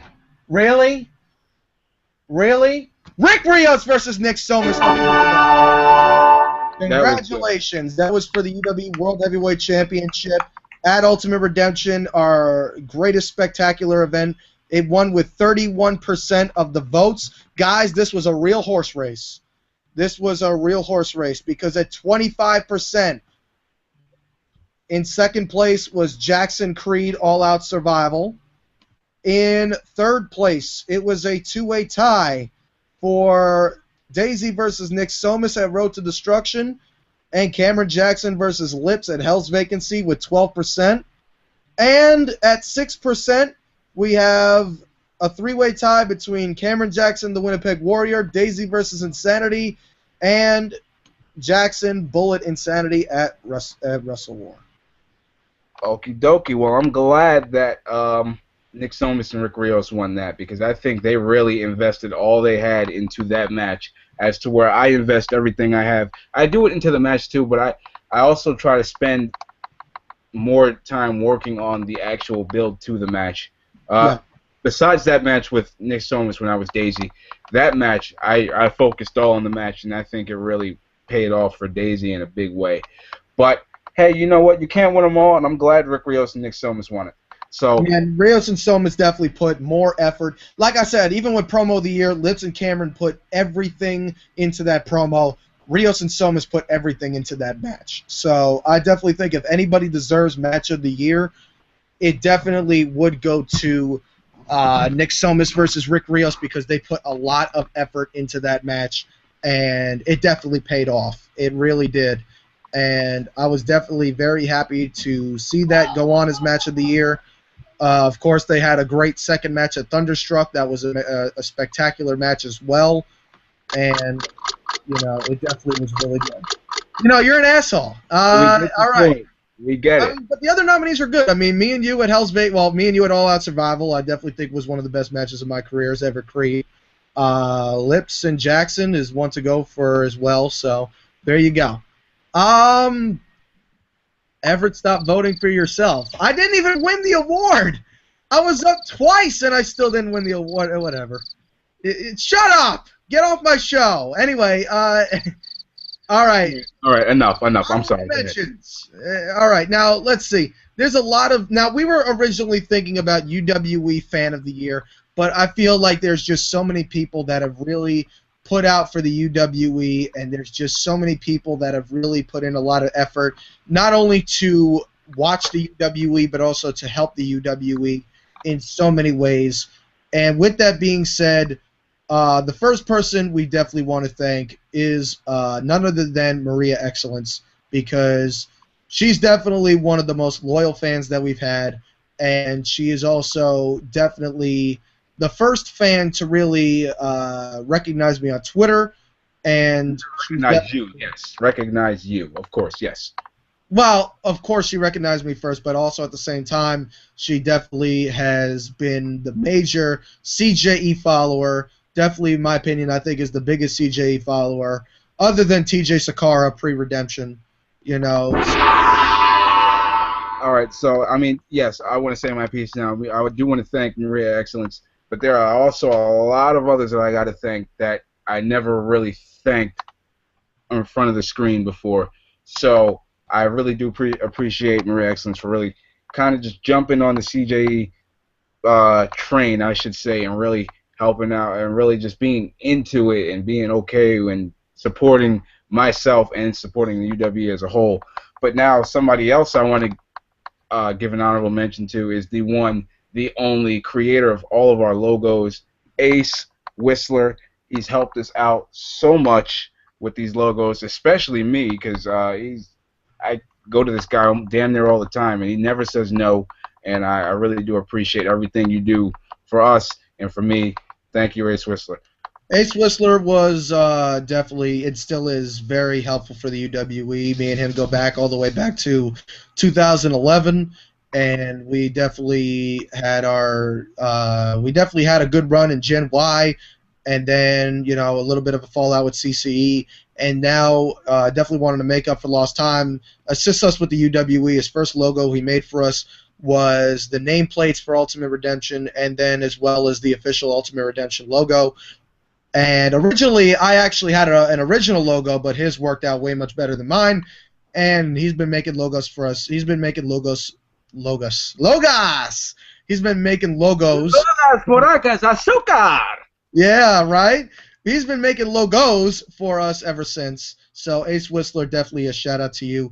Also, I gotta thank Cage and AK-47 because KBW was the first major backyard wrestling league that we saw outside of the UWE, and definitely made us realize that we got to step up our game. And the fact is that they definitely really spoke to us, especially with their 2 Royal Rumble events. Definitely very entertaining and really, spoke to us as backyard wrestling, not only as backyard wrestlers but as fans as well. All right, so this is how we're going to do this. I think since there's so many people we got to thank, I think that instead of giving explanations afterwards, I think they really feel the love if we just say their name and go back and forth. So you say a name, I'll say a name. We'll go back and forth until we well, think. The last one I really want to give a small explanation to is Cody Rex, because I know he definitely does a lot of reviews for us. Yes, Cody does a lot of reviews for us. He's definitely a very loyal fan. Cody Rex. Even though last night I probably made him look like an ass on Twitter. No, not on Twitter. On WrestleGround. He really is a good follower of the UW, very good fan. Always First person to do a review for us. First person to do a review for us. The first person to literally call me after pay-per-views and say, "Dude, that was better than WrestleMania. I feel like I just watched fucking WrestleMania." Exactly. I mean, the last person I want to thank with a small explanation as well is the artist formerly known as the Black Seth, a.k.a. Seth Maverick. He's the first person to really show us this live stream idea. He's the first person to show us the live stream ways, and we wouldn't be having these awards if it wasn't for Seth Maverick, so I have to thank him as well. But, yeah, other names that we definitely got to mention is Adrenaline. Big Time Mike. Oh, definitely Big Time Mike. Mark Williams, Jason Walker, Drew Hood, Corey Graves, Bad Reed, Jack Andrews. I know there's more. I'm just being an ass, but no, definitely. I mean, if we forget your names, I obviously do apologize. But, let me go. Let me carry it here. Zach Daniels, Tyler Storm, Aaron Jones, Ecstatic, VTW in general, CCW in general. I'd like to really, really, really extend a thank you, believe it or not, and you're probably going to get pissed off, people, don't get pissed off, to a person who has always been a fan of UWE, Connor Agger, thank you. Yeah. Well said.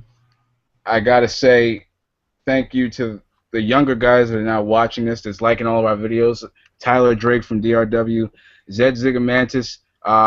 There's just tons of people now that I think about it that I'm not going to get through the night without going over anything. So I think I'm going to say one more name, and I'm going to generalize it after that. So I do really, really, really want to thank somebody who, at first, I didn't think that everything would be what it is. I didn't think things would really be as cool as they are, And I got to look at it now, and that's now that I look back and I see a lot of things that went on. I really, really want to thank, and to me, it's really a high honor. And he's probably not watching this. He's probably not watching this. He's probably never going to watch this. Two people here, Chris Copeland, Tommy Mason, for literally DMing me after they saw one of our shows, and then putting the idea in my head of cross branding, and us doing the same thing back and forth. So I really thank them. Yeah, Copeland and Tommy Mason definitely. As well, I also want to thank Maxwell Verdi. Definitely a big hand to us. You know, definitely helped us out with a lot of good, a lot of bad. Definitely made us get on the right track. Advised us to delete the live crowd because we don't need it, as you can see. Yeah, that was. And now I look back at that, I feel bad that I was okay with that too. Yeah, it was just kind of like, and it was a lot of work for us. It took forever to upload the shows. It was just, I'm glad we got rid of it. And also, of course, I want to thank Anonymous because he was definitely really a big trend as well. And we got to thank. I don't want to thank him, but we got to thank Matt Ratcliffe too. As Dirty the Yeah, we do have to thank Matt Ratcliffe. He was definitely a big help to us as well. All the people that were on the creative team that were, definitely as fans, personal fans that, definitely branched out to us. Angelique Stark, I got to thank. I got to thank Nick Leonard, Courtney Leonard. I got to thank everybody that comes to the events. I got to thank Colleen, who is a good friend of Dirty the Chicos and TJ Sakars, and she comes to all the events. Got to thank her. And there's a lot of other people that we definitely. And the last two people I want to name before we move on to Superstar of the Year, and I promise we are moving on. We've been on here an hour and 40-something minutes. So I do want to thank two people in particular. The biggest two people, they are the UWE without even being in the UWE. One of them was in, and that's Jimmy P. and I call her mom, Lisa Patterson.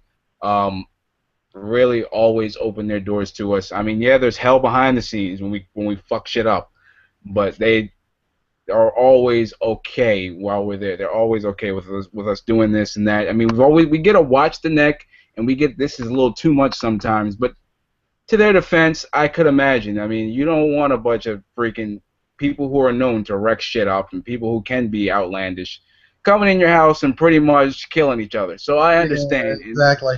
But still, it was definitely those are the two big people to thank in the end, because without them we wouldn't definitely have these shows. So moving on now, of course we want to thank everybody here, Ursel, Yard Center, all you guys. Thank you very much. Ursel is Connor Agar and Yard Center is Corey Graves. Oh, okay, so we thanked them. All right, so now, oh no.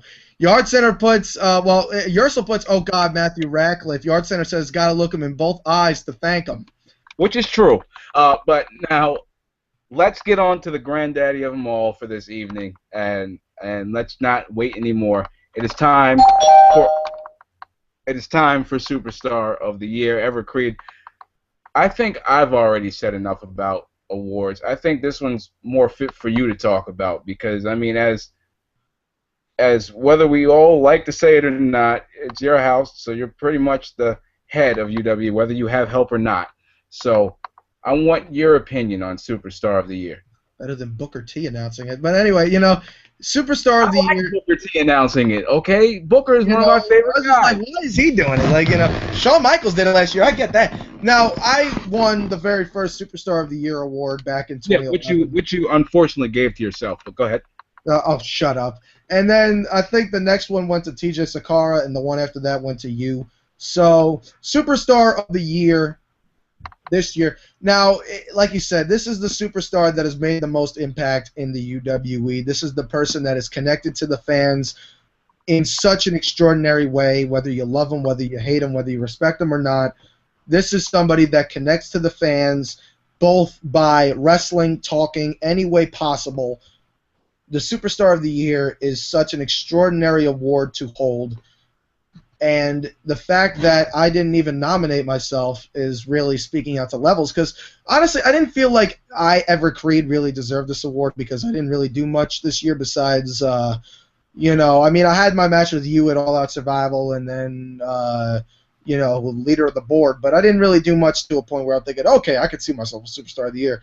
But the nominees, I could definitely see being the UW Superstar of the Year because they've done so much to deserve the award. So with that being said, I have had a lot of personal interest and friendship and even worked with all of these people, so somehow in some way.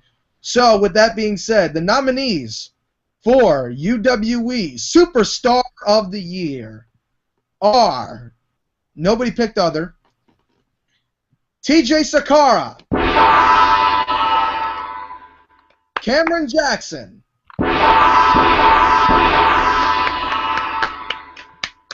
fucking asshole, Rick Rios,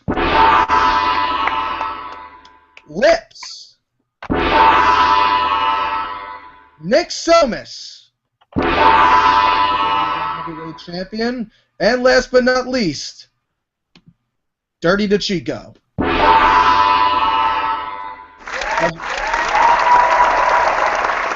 All those superstars have put on an excellent performance for the past 12 months, and they have proved that they are more than worthy of being a world champion or have held the world championship, or in Nick Somas' case, holding the world championship. And like I said, we got some comments here. Maria Excellence puts Cam wins. Rios comes close, though. He held the title the longest. Brother Cam shall win from Cody Rex. It's Ursel puts, like this Everett guy. See a lot of myself in him, to be honest. And Dirty Chico says shouldn't be proud of that, bro. Well, all right. Nonetheless, I mean, all these superstars have made an impact some way or another. T.J. Sakara, Cameron Jackson, Rick Rios, Lips, the world champion Nick Somas, and Dirty DeChico. So with that being said, the UWE Superstar of the Year goes to... This is Superstar of the Year. Boogies! And he wasn't even nominated. He wasn't even nominated. This is what our UWE official has been doing on his sabbatical. Thank you, and buff, buff, buff. All right. UWE Superstar of the Year goes to Elijah Burke, and he wasn't even nominated. Nonetheless, all right. In all seriousness, though, it just always during the big awards. All right. All right. Cameron Jackson, how do you feel about winning Superstar of the Year?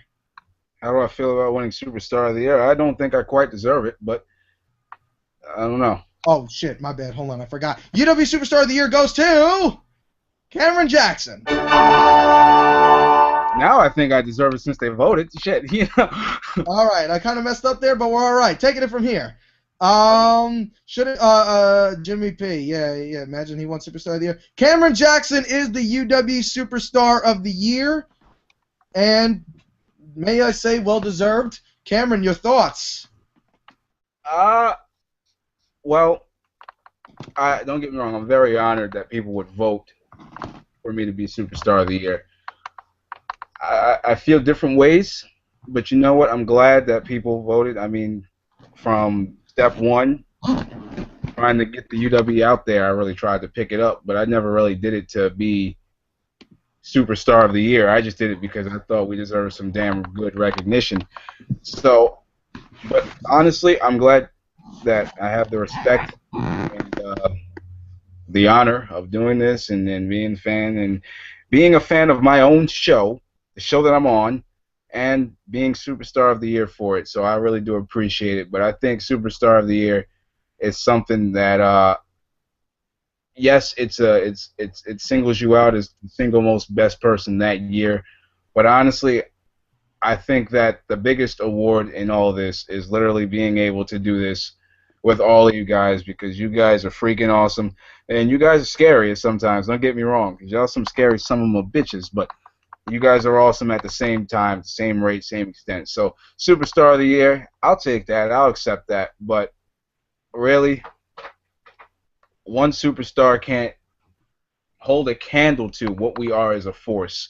So I appreciate the award, and you'll never hear me say this again. Hashtag UWE. And Cameron, you won by a holy shit whopping 65% of the votes. Damn, 65 is the year my grandfather went to Georgia. Wow. Second place, at a total of 10%. Damn. Yeah. That was by that much? Oh, shit. You won by that much. You won by that much. 10% is second place. That goes to Lips. So, man, that's, Lips got second place, but holy shit, 65%. 7% put Rick Rios, and a tie for third at 5%, Nick Somas and Dirty DeChico, and TJ got no votes. Wow, I really think TJ is the most underrated UW superstar, to be honest. Well, I know I was talking to him, and he was actually going on a crusade to say that he was going to tell everybody to not vote for him, so I guess they listened, I mean, they really took that and really went with it. But, TJ Sakara got no votes, but nonetheless, Lips got 10%, Rick got 7%, DeChico and Somas got 5%, and you got 67%. Time out. Dirty DeChico just made a comment. 65 is the year your grandfather was allowed in Georgia. Oh, my God. Hashtag UWE, Dirty DeChico, all right. Well, you know what, guys? Since you stayed this long, we may as well give you a little bit of an update.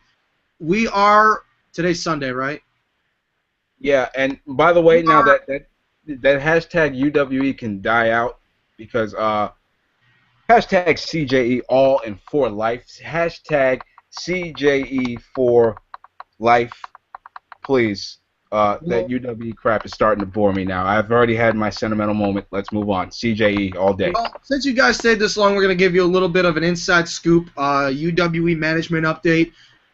The next show we were recording will be in 1 week, and we should be able to have the next episode of Lockdown up a week from Wednesday. So, we really are going to try to move as quickly as possible. Now, as far as the next pay-per-view goes, now that it's the winter, the last year we did the pay-per-views in the winter, it was one Lockdown and the pay-per-view. We may go back to that, we may not. This is how it's going to go. The less people that show up, I call it the norm. The norm of people that show up is myself, Cameron, Rick Rios, pretty much all the nominations for Superstar of the Year. So DeChico, Somas, Rios, TJ, me, and Cam. If the 6 of us show up, then the good news is that you're going to get 2 episodes of UW Lockdown plus a 3rd episode of UW Lockdown in the pay-per-view. However, if more people show up, the good news is that you're going to get the pay-per-view a little bit sooner. Because let's say we get some extra people and we don't want to worry about any no-shows, we're going to shoot 1 Lockdown in the pay-per-view that day. The next UWE pay-per-view, now I know we've been calling them the Big 4 ever so we let you know which ones are the Big 4. But you fans definitely took in your opinion of which are the Big 4. UWE Wrestle War is one of the Big 4. All Out Survival is one of the Big 4. That's our Royal Rumble. Ultimate Redemption is one of the Big 4, which is like our WrestleMania. And the next one that we have will be one of our bigger 4. I guess you could say it's our Survivor Series, but, it's how you take it. The next CPV will be Broken Glory. Now, for those who are UW fans in the past, you may have seen a Broken Glory before. I think UW Broken Glory was actually the last UW pay-per-view we put on before we went off YouTube. So UW Broken Glory will be coming back. The last time we had a Broken Glory on YouTube, the main event was Commissioner versus Commissioner, Cameron Jackson versus Rick Rios. You could check that out if you really want. I'm not going to lie, we weren't that good then. But, nonetheless, Broken Glory... I got to say this. Actually, no, I don't want to say that because it really shouldn't even... It really doesn't even matter. But Broken Glory is my favorite pay-per-view of the year because it's not even because I'm undefeated at it. It's because each year I get dealt a shitty hand right before the match and we make something happen. Me and Rick Rios, I forget what happened. Something definitely happened to where we were both just like shit, and then we ended up putting on a great match. The year before that with the nobody Gerald Jigaboo Jones. He didn't show up. He didn't even show up, so I was awarded a title that's non-existent. Yeah. And by the way, Broken Glory is that pay-per-view to where that's that one pay-per-view where there is going to be triumph, you just don't know where. And with the way we write things, you don't know which way it's coming. It could happen in the low card match. It could happen in the main event. Hell, it may happen in a promo, but you won't know where it's coming. So there will be a huge triumphant moment. You just don't know where. Absolutely. Got some comments here. Garfield Wentworth says Nick Somas should have won. I disagree with that. I was just being nice. Now I should have won the damn award. Okay, I worked my ass off this year. I got us all on YouTube. I got us all recognized. Damn it! And to be real, I think I did some pretty amazing work as two people.